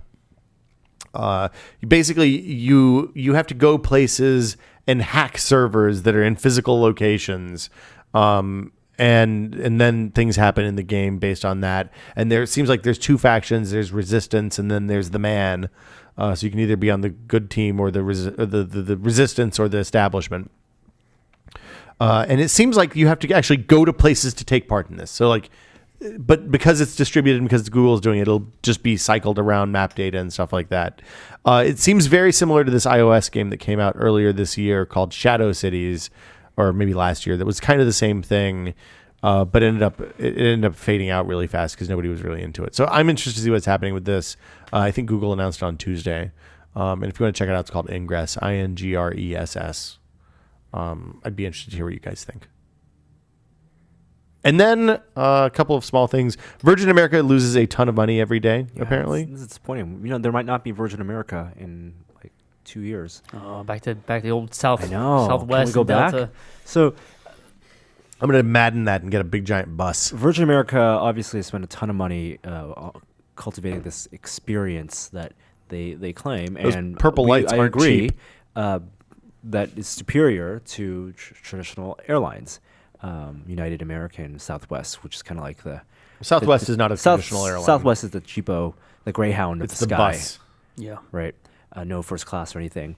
And No assigned seats. Virgin goes for the Yeah. premium experience with the kiosks to the in-flight service, and lighting. The people that are friendly and nice and happy to see you. I would completely be okay with giving up all the kiosk stuff, all those the TVs behind the seats. Yeah. Like it's all about for like Virgin to me is like it's a pleasant experience. Honestly, It smells better. Yeah, it's just cleaner. People are nicer. The cabins are nice. Yeah, the cabins are nicer, but they are not that much more expensive in my experience than flying. they're not frequently. They're not more expensive at all.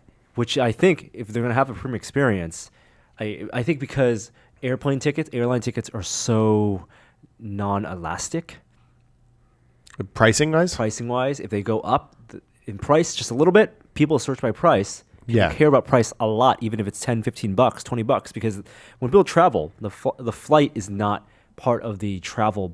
Like, you're not spending money on the well, when you actual make the flight. travel budget, usually you look at the cheapest available flight, and that's what you say it's going to When cost. you travel, Yeah. the flying part, the transportation part, is the part you want to get over with as soon as possible, and it's not part of the Yeah. experience. And because they have a decent experience. Like I like flying on Virgin. When I travel and you fly Virgin, that is when you don't vacation always begins. fly, but when you do, You fly Virgin. the thing that I think is the problem with real airlines is the people. I think that's the difference with Virgin is they price it just a little bit more, so people who care will pay the money. But the problem with like United and American and the mass market airlines is that the people who fly on those don't fly very often. So you end up with the dude who has like 2 fucking enormous carry-ons, and he's like trying to wedge it in, and it very clearly is not going to fit, and then it goes sideways, taking up somebody else's carry-on space. Or the people who the first thing they do when they get on the plane is rear the seat back all So the way. you're saying you like Virgin because there are no chuds on Virgin? No chuds. That's why I like Virgin. I think the chuds are I will happily pay more to not be in the chud section. Well, I don't think enough people are happy to pay more to make it worth Virgin's while to sustain itself as a top. I airline. worry that they're going to make changes to their systems that make the airline more I mean, chud Virgin friendly. Light? Like have like a downgraded service with no lights? Here's the fine. I don't need the purple lights. You're right. I don't need the seat back entertainment shit because I have an iPad. I don't need to be able to order stuff online. I love Boing Boing TV. Don't need that. All the stuff that they pay money for that's unnecessary can go. I just want no chuds. That's all I ask. No satellite TV. I don't need satellite TV. There's a part of me that feels that all of the airlines are kind of on the.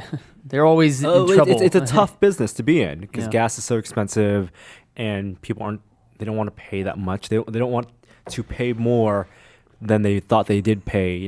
10 years ago. They don't want price of airline tickets to fluctuate as much as gas prices do fluctuate. And a lot of people are stuck with the airlines they like because business pays for it or because they have miles stuck in that. And then also, it's actually a lot like cell phone carriers or the cell phone business. They really are at the mercy of the airports. Kind of, yeah. And where they have terminals. Well, no, those gate contracts are really long term and Exactly. well established. So it's tough for Virgin to establish new lines of service between two places. Well, just especially big hubs. Like it's hard to get into Chicago and Atlanta and Dallas because those are all owned by United and Delta and Delta and Continental. Seattle, San Francisco, all those are hard to break into. So yeah, I hope that they figure out how to make more money without being mean and awful people, because that's the nice thing is not getting on those airplanes and being sneered at by the in-flight crew. And that'll do it for news, unless we have anything else. Anything else has come up? Any breaking news? I do not believe so. Well, let's play some music and then talk about what we have been testing.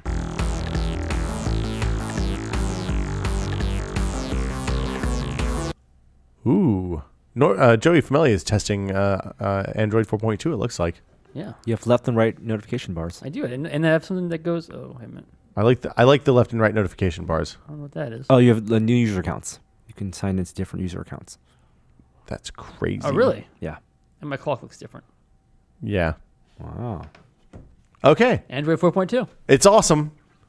We said it here. Norm, you've been using the Lenovo Yoga a fair amount Still this like week. it a lot. We have not time in our shooting schedule to do a proper quick look yet, but so I'll continue using it as my primary home computer. But you like it? But I do like it. Are you playing games on it? I am not playing games on it. I have tried playing games on it. How'd that go? Taking up too much of the space. You got the 128 gig version? That is 100 with only about 100 usable. Okay. And then minus Windows, minus other stuff, about 80 usable. Oh, so it's 100 gigabytes of partition available to you, and then of that, 80 gigabytes is actually usable for stuff. And for some people, it's even less than that. What are you using it for? Just are you using it to replace your iPad, or are you using it? I'm using it as my home computer at home. Okay. Yeah. Are you taking it unplugging it and taking it to the couch? It does not go to the couch as much. It went to the couch for election night, and it's going to coffee shops. Are you laying in bed with it? Actually, yeah. Netflix is really good on Windows 8. And is it get up in the morning and check email and stuff like that on it, or that's no? still on the phone because I need to be able to. When I wake up in the morning, first thing I do is after I turn off my alarm is check email, delete the. And you use a phone alarm, right? This is a phone alarm, and this is how you get to inbox 0. Is when you wake up, the first thing you do is delete all the messages you do not care about. Well, it's not that you don't care about it; it's that don't require a response. No. The response ones I don't delete. The ones that don't require a response I keep. But all the spam, all the subscriptions, all the PR stuff that I don't care about, I delete first thing in the morning to get to inbox 0. I need to start doing that. And because I'm still half delirious when I wake up, I need to have something I can pick up with one hand I can fumble around with. And your alarm is on your phone too, device. right? Yes. So go straight to phone, and then I have the gesture. I swipe, and if I see emails that are important, I'm looking forward to getting responses to, I got heard back from someone important. Then that helps me actually wake up. This sounds like good morning toilet time. No, don't habits. Don't take it my to the Nexus toilet. 7 to the toilet. No, pooping in an email. No. Pooping in an email, waking up. No. deleting spam. And What if someone sends you a Google Plus Hangout invite? I answer it. They can't. Yeah. They can't see my face. It's shoulders up. Are you sure about that? The it's angle not- is like, oh, I see tiles in the back. This is uncomfortable for everyone involved. I'm gonna Google Plus Hangout you tomorrow morning. We'll see what's up. Talk right. about it. Have a conversation. iPad Mini to Google Nexus 7. It's really uncomfortable now. Don't take your Nexus 7 to the bathroom. It's too late for that. It's already happened. What if we were at the airport and we just need to go to a stall, but we need to talk about some work stuff? We can talk. You can just each other shout. through the You stall. just put your foot under the stall wall. Airport bathrooms are the places that you spend least amount of bathroom I'm with time Norm on this in one. and out as soon as possible for airport bathrooms. And that's like, Put the bag down. Get to stretch a little bit. don't ever put a bag down on the floor of the You bathroom. hang it on the. Well, no, you don't do that either because people can reach over and grab it and run. What? Yeah, people reach over the stall door and grab the bag off that hook, and you're with all your I can pants do is down. chase them with the pants you around my can't. You ankles? can't chase them because you don't want to chase pre-wipe. I'm gonna chase him with the pants around my ankle. You're gonna run out with your pants down in the airport. They're gonna tackle you. That's how 13 Monkeys ends. 12 Monkeys. Tackle me with my pants down. Yeah, But he has your bag. does have your bag. And You don't. If you saw someone bag. walking along the aisle, walking along a bathroom stall, and the bathroom stall is an airport bathroom, and reach his hand over the top, you would do something about it, right? Well, you're close enough to your bag on the door. you can could just grab it. grab 2 hands, and you got 2 hands of grabbing, and you're in a position where you can. And probably, let's be all honest, your you're weight. probably squatting over the toilet. You're not cheeks on in the airport bathroom. Depends how many layers of paper you have. I don't believe in the layers of paper. I think that just makes it worse because that's going to conduct any moisture away. Like if you need to wipe off the seat, then you should hover. You do not want to be touching. Hovering. That doesn't sound. It's not comfortable. Squatting, like full like horse pose. I don't know what horse pose is, but basically like Asian squat toilets is what my move is. I don't stand on the seat or anything. That would be weird. Do you bring like little braces for yourself? For your, No, I thighs? have good squatting strength. Well, so in Italy, when I was going through there, they had some public toilets that were just like two Just holes. Yeah, the hole. Yeah, and feet like with the two, hole. Two like footprint that kind of you can wedge your feet. Yeah, they have into. in a lot of countries. Yeah. That's all it is. It's just a hole. There is Squat toilet. There is no support system. Yeah. It's supposed to be better for you or easier. Yeah. Or something. What? Yeah, Yeah. supposedly it's Fewer- the What if way they had you're handles? supposed to do it. What if you're supposed to bring your own hook, and you squat, but you hook Oh, like you have a onto- rope that you hold on to? Not a rope, but maybe like 2 metal hooks that come down from the ceiling. like 2 handles and an Two iPad. What the handles. fuck are you trying to get out, and then, man? And then you hook on so you can like at least brace yourself up. So you don't have to use as a much. piece of wood to bite on. Right. You take your shot of Jack Daniels and bite down on this bullet. So you don't have to use so much torso and. It's a good time to work your core, man. Do some twists. Okay. All right. So in that case, if someone grabbed your stuff, I'm ready to you go. would be in a tough situation with the squat because you either that guy could let go and you could go straight into the toilet. Well, I mean, I'd rather have my bag and go in the toilet than lose my bag. Yeah. I mean, these are the difficult decisions we face every day in the modern world. This could all be solved if there was lockers outside bathrooms. Why would you need use lockers to throw your bag in? I just leave my bag on the top of the rolly bag usually. So I bring that into the stall with me. Oh, you bring a rolly bag in there. Well, what The rolly bag goes into the stall with you? How else? Where am I just to leave it outside unsupervised? If you see an unwatched bag, the real lesson is just do not use the stalls in the bag. Yeah, I mean, never poop in an airport is good life advice. Well, you got 2 hours and you Dude, your flight and you I'm going to go and tell you, it has to be a real emergency for me to poop in the your airport. body to just extract all the fluids and just Do you do tense it? up. Hold on. Do you do like a focus your chi and focus your chi and trash compact that within your digestive tract? Do you do a pre-flight cleanse, Norm? I do a pre-flight cleanse at the airport. I'm never gonna be able to. When you say, "Hey, I'm gonna run to the bathroom, I'll be back in a minute," I'm never gonna. Wow. This is horrible. Yeah, I don't like pooping in the airport. That's the takeaway. I don't know how it got to the pooping in the airport. Well, we were talking about the yoga. It is. I guess squatting is a yoga pose. Yeah, exactly. basically. It's the tiger limbs. The Yeah. downward. No, that's Something. different. You don't want to do a downward facing dog in the airport. Let's talk about the Fitbit Zip. It's this thing right here. It's little and screen. Oh, it's tiny. Yeah, I haven't changed the battery or had to charge it yet. It uses a watch battery. What if you swallowed that? I bet I don't think I Turn would it be- on, swallow Would it be and more then- accurate or less accurate? I think it would. I don't think it would last very long. The word on the street is that these don't survive the wash, Oh. which is a little tricky. But it fits in your watch pocket. It fits in your watch pocket of your jeans, which is really nice. So you just slide it in there. You mean the quarter pocket, the coin pocket? It's the watch pocket. It's for your pocket watch. It's for coins. No, it's for. It's for a quarter. It would be really hard to get quarters out of there. It's Some of the fifth pocket? Fifth pocket, The yeah. fifth pocket. It's for your jean. It's for your watch. Your pocket watch. Pocket watch. I thought it was Pocket. for like quarters and screws. Yeah, exactly. It's for quarters. What the hell is wrong with you people? It's clearly for for pocket watches. And paper clips and You put paper. Do you find yourself in need of paper clips so frequently, Joey, that you have to keep them in your watch pocket? I end up with them sometimes. Yeah, so it's basically a pedometer. It doesn't have any of the other stuff. It doesn't have the sleep sensor, any of that stuff from the other Fitbit stuff. We'll do a quick look at some point where we're kind of backed up on products right now. It syncs directly to your phone, so you don't have to use the weird Fitbit dock that you had to use on the old ones. And I think it's quite good. I love the idea that you don't have to charge it every 7 days or whatever the old one had to be charged, which made a big difference. And you can see the battery level on your device. This one has been using for about a month. I've been using it for about a month and a half now, and the battery level is still 100% full. And I can update it if there's a new firmware over the internets. That's pretty cool. And it goes straight to the app, and then the app uploads it to their website and all that stuff. So theoretically, you can track your weight with the scale, your activity with the Zip, and then you type in the food you eat, and you know all the stuff you need to know exactly how much weight you should be losing or gaining or whatever. What's this? The Fitbit Zip? Fitbit Zip, and I think it's like $50 or $60, which seems like a pretty good price for that kind of thing. iPad Mini, I still really like it. I think it's awesome. After further use, I want to talk about battery life. I am up to about 3 days. Seems like from my normal email in the morning, reading and stuff at night, a little bit of use midday at the office. Seems like that's easy 3 days before I get to 20% and feel like I should plug it in. That's good. It's really nice. Still don't like the case. Norman Chan, what are you have something in your hand right there?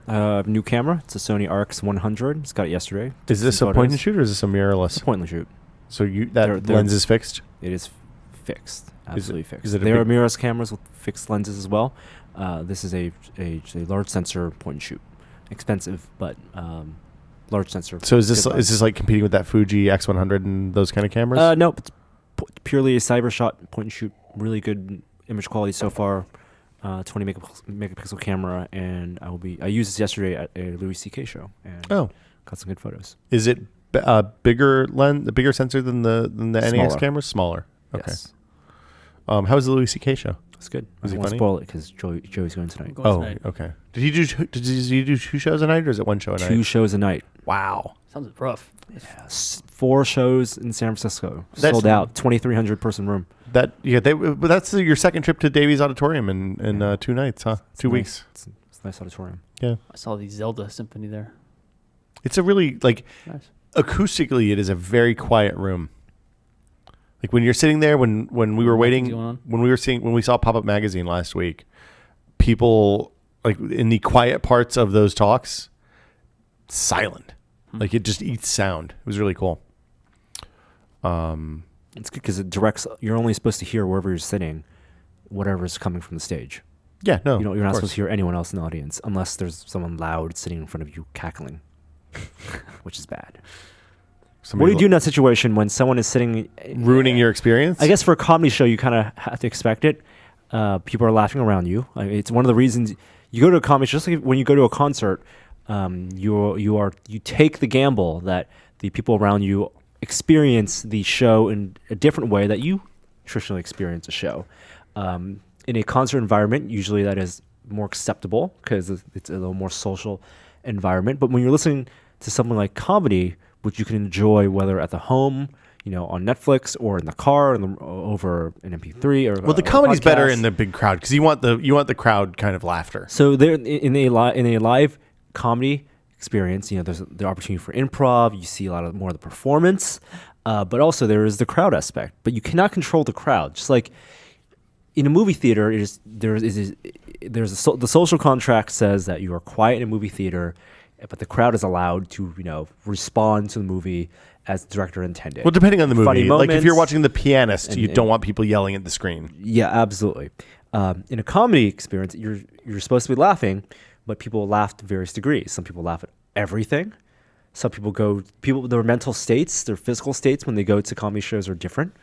Like some people drink a lot before they go to comedy shows. Some people are there, and they want to listen to everything and hear all the jokes. And you're put in a tough spot. You cannot control the people around you, especially if you're in a pre-seated auditorium setting. Well, the same thing applies to like music shows. If you're unless you're in a music show, you can just always walk unless it's away. GA. Well, but Yeah. if it's seats, then you're equally Who boned. goes to seats? Come on, for a music show. Well, sometimes you go to seats.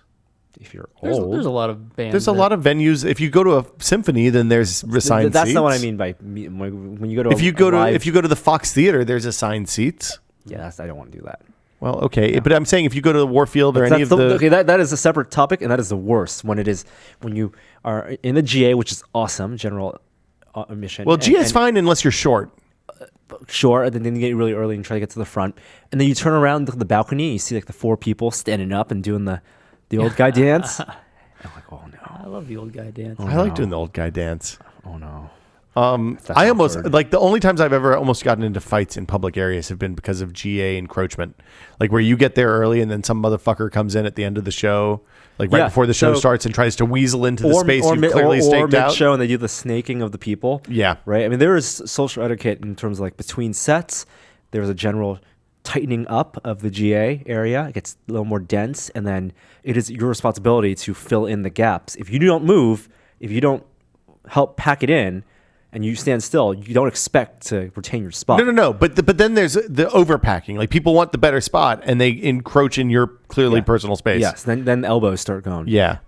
But in that situation, it's not like mob mentality. But in a concert space, whether you're standing or also in a comedy environment, A comedy environment is kind of like a mix between a movie and a concert in a way.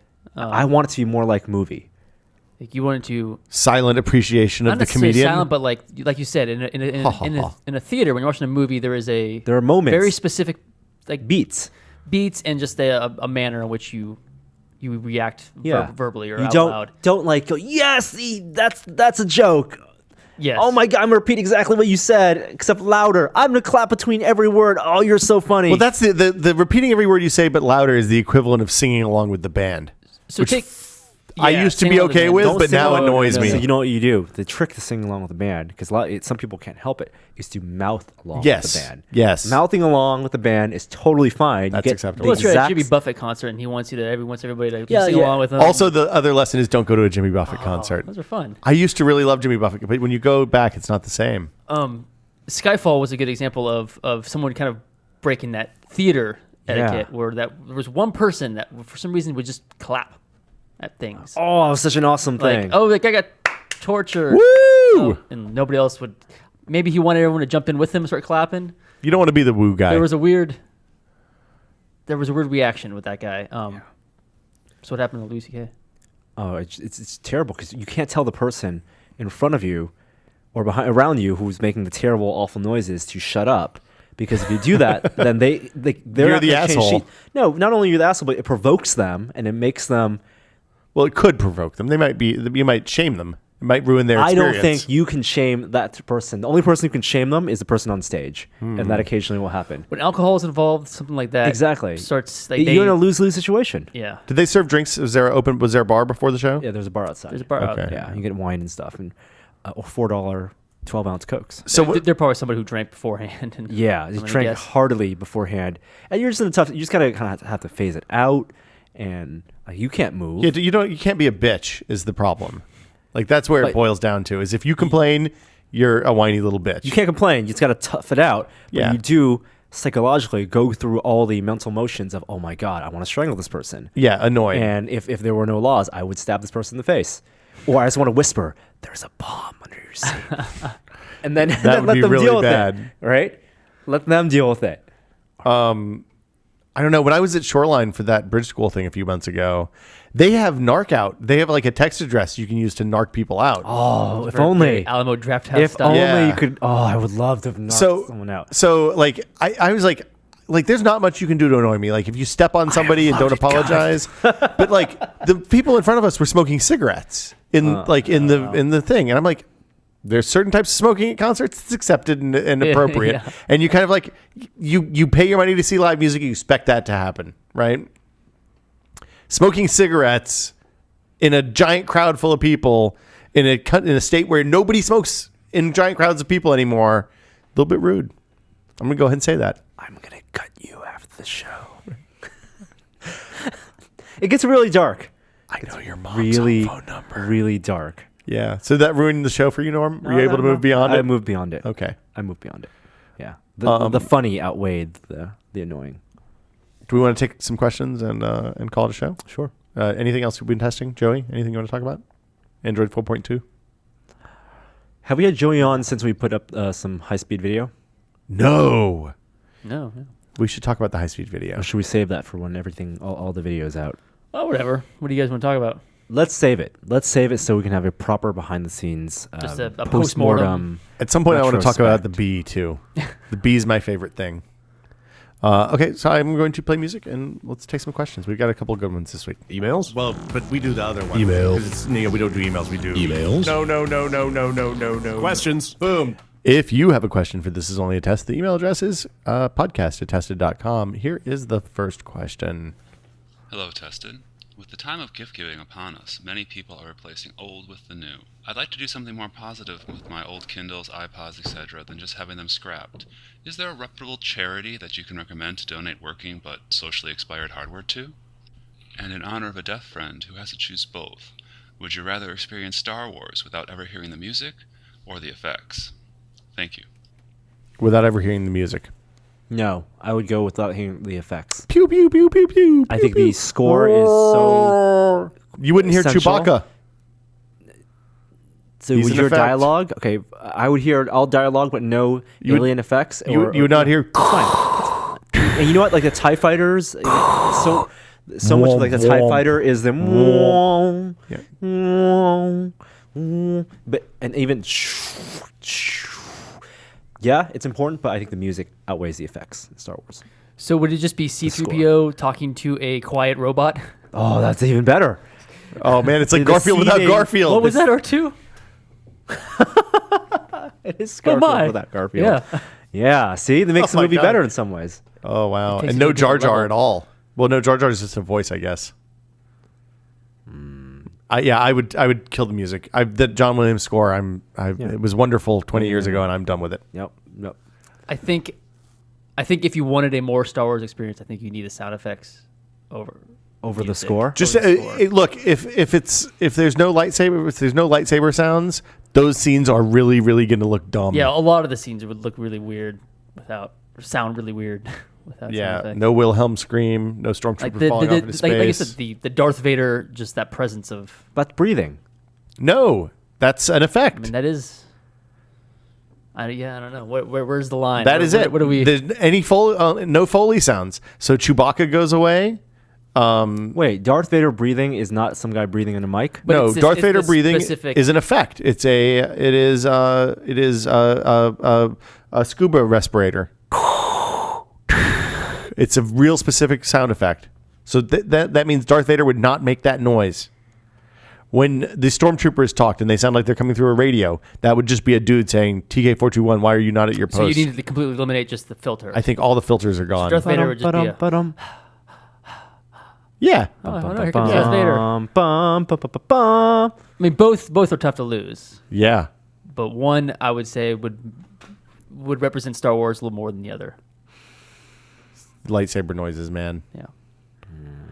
Lightsaber Just noises. The TIE fighter screams, what about places to donate old tech? I usually hand stuff down to family members and stuff, so that's how I don't know where it goes after that.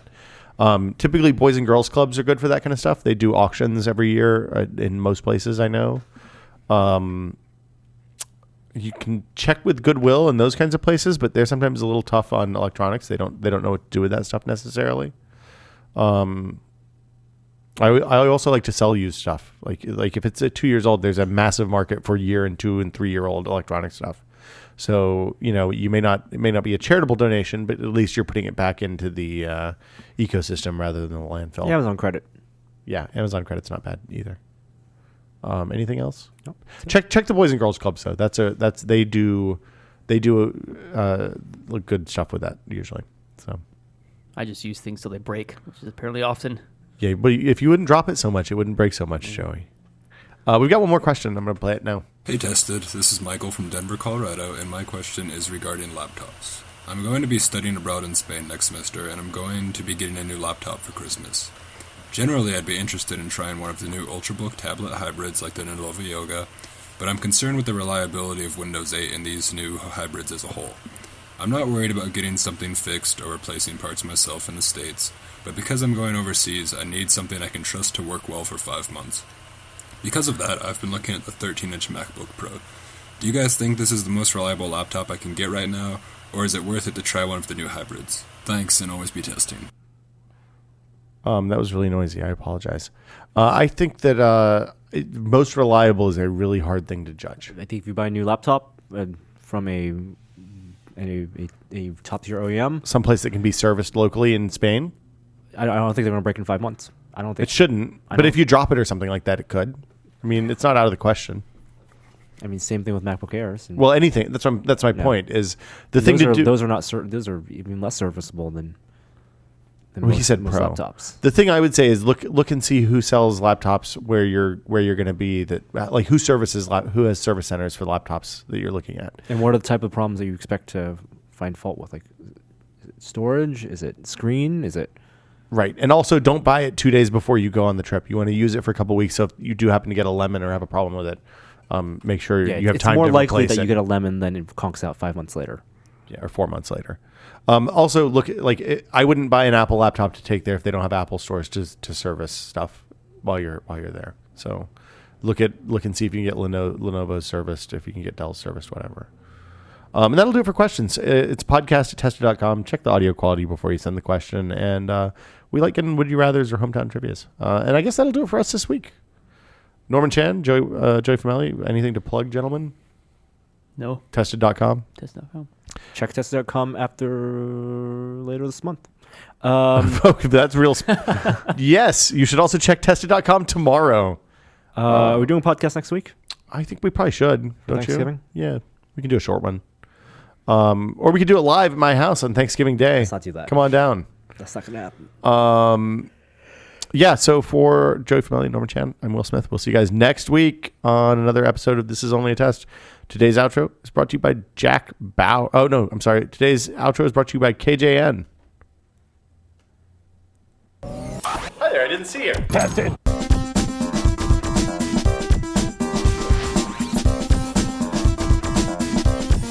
I think it's really funny that you have buffalo sauce on your dress.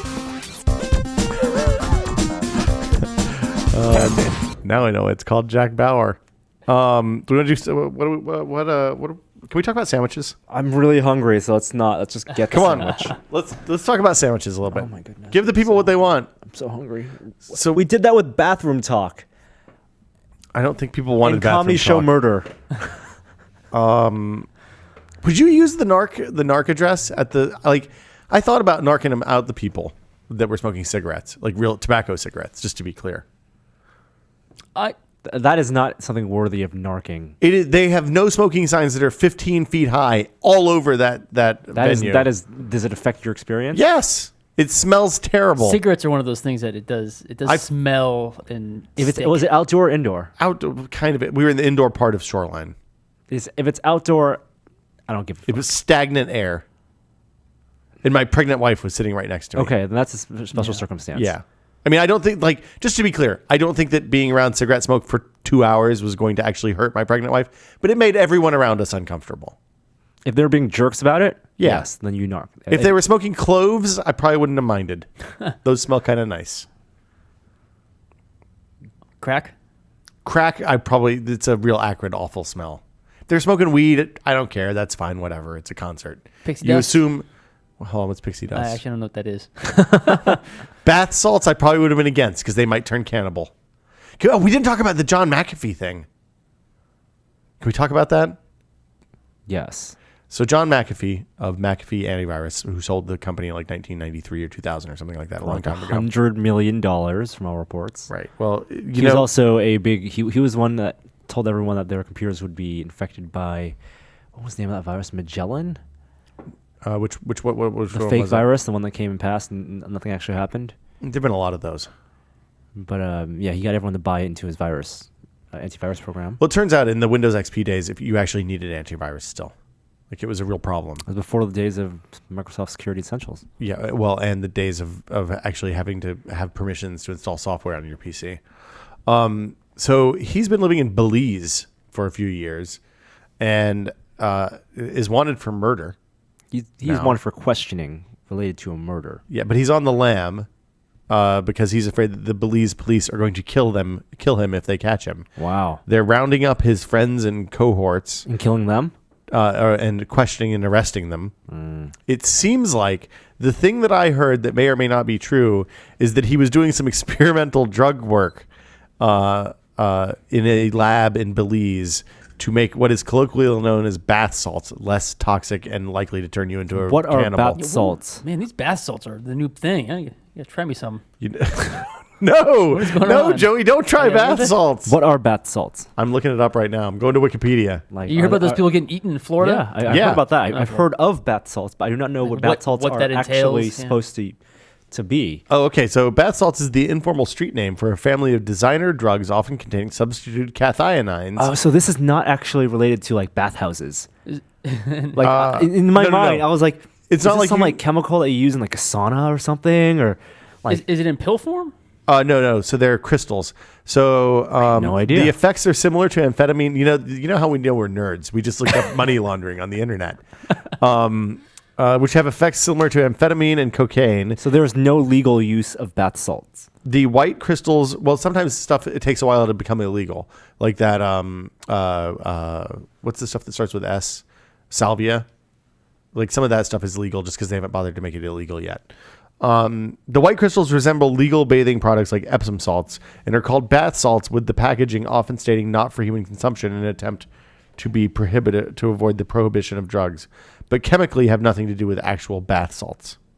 So they're synthetic. Why are they called designer bath drugs. salts? Because they look like bath salts. How do I cook bath salts? Wait, they look like what? They look like the things that you go to Bed Bath and or not Bed. Bath and Body Works. So there are actual things called bath salts. Yeah, you put them in your tub and it softens the water and makes it all Oh, soft. okay, they look okay. It's like if you want to have a almost. So yeah. I thought that's what those things were. No, You get in a no, bath no. and put the salt in there. And Or like Yeah. eating those things, and those things were making people go I don't crazy. think they smoke it probably, but yeah. So yeah, they make people crazy and turn into raving cannibals. Awesome. Yeah, it's pretty awesome. It's just in time for World War Z. they had It's Always Sunny in Philadelphia recently with Really? that total Canada- zombie episode with bath salts. Who took the bath salts? They went to a wedding and one of Dee's old boyfriends spiked the punch with bath salts. So like the entire wedding, it was a really weird wedding, and everyone there turned into like just crazy zombies like trying to go after him. It was a cool episode. Did you see the World War Z trailer? I didn't. I wanted to. I heard about it. I heard you- it looks nothing like the book. I I heard Fast as Zombies. have you read the book? Yeah. Okay. The zombies are fast and swarmy.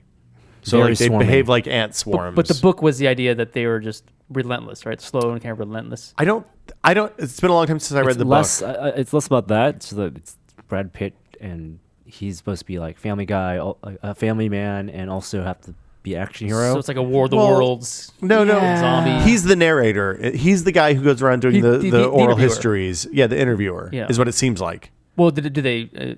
The trailer doesn't make that clear. yeah, They don't- if they don't they don't know. have the oral history part, it's not going to be as good as the book. Because I mean, he was interviewing people who have been through those situations, right? He was not necessarily. He was not the guy who solved the problems. He was the guy who came around and collected the information about how different people But solved this the is more of a problems. real time. Brad Pitt is dealing with the situation. Like the trailer opens with them escaping Manhattan and like running to the top of a building and getting in a helicopter because he works for the CDC, and then they are on like a flotilla of anti-zombie, like the escaping land basically. I don't know. I really like that book, and I hope the movie doesn't suck. But I Mark am interested Forrester. in the swarming. The swarming zombies is an interesting idea, and they got into that in the book a little bit, especially the India segments of the book and the part where they're talking about the anti-zombie death planes, where they just have giant, huge piles of zombies with soldiers in a ring in the middle. Anyway, Sandwiches. you want to get sandwiches? I would love to get a sandwich I could totally eat a sandwich right now. or a burrito. Burritos are good too. Is my child taking bath salts? What you need to know. Oh, what do you need to know, Joey? What are the signs? It's a big Is this a CDC page? eating people. Okay. Is that actually on the list? Be on the lookout for small packets similar to those that contain moist towelettes. The packet might say for adults only, not legal, not for human consumption. Bath salts are sometimes sold as plant food. Standard mover. What is this? Is this? Oh yeah, illegal? because like my orchid food looks like bath salts. Kids are gravitating towards the drug in record numbers because, in part, it's perceived to be safer than methamphetamine. What the fuck are these kids reading? Oh, it does not show up on standard drug tests. Oh, well, that's okay. Man, this is dangerous. You can find them in mini marts and smoke shops sold as Ivory Wave, Bolivian Bath, and other names. Damn. I'm not giving too much information about Yeah, this. let's not talk about bath salts. It sounds really weird. You shouldn't take bath salts. The takeaway is don't take bath salts. Right? Yes. We all agree? Yes. Is this what 21 Jump Street was based on? No. The drug? RoboCop 2 was about a designer drug, wasn't it? Yes, it was. Wasn't that what Kane was Yeah. Is producing? that the one with the kid? Nuke. Yeah, Nuke. Oh. Maybe bath salts is Nuke. Nuke is bath salts. It's for the kids. He did love the nuke. See you guys next week.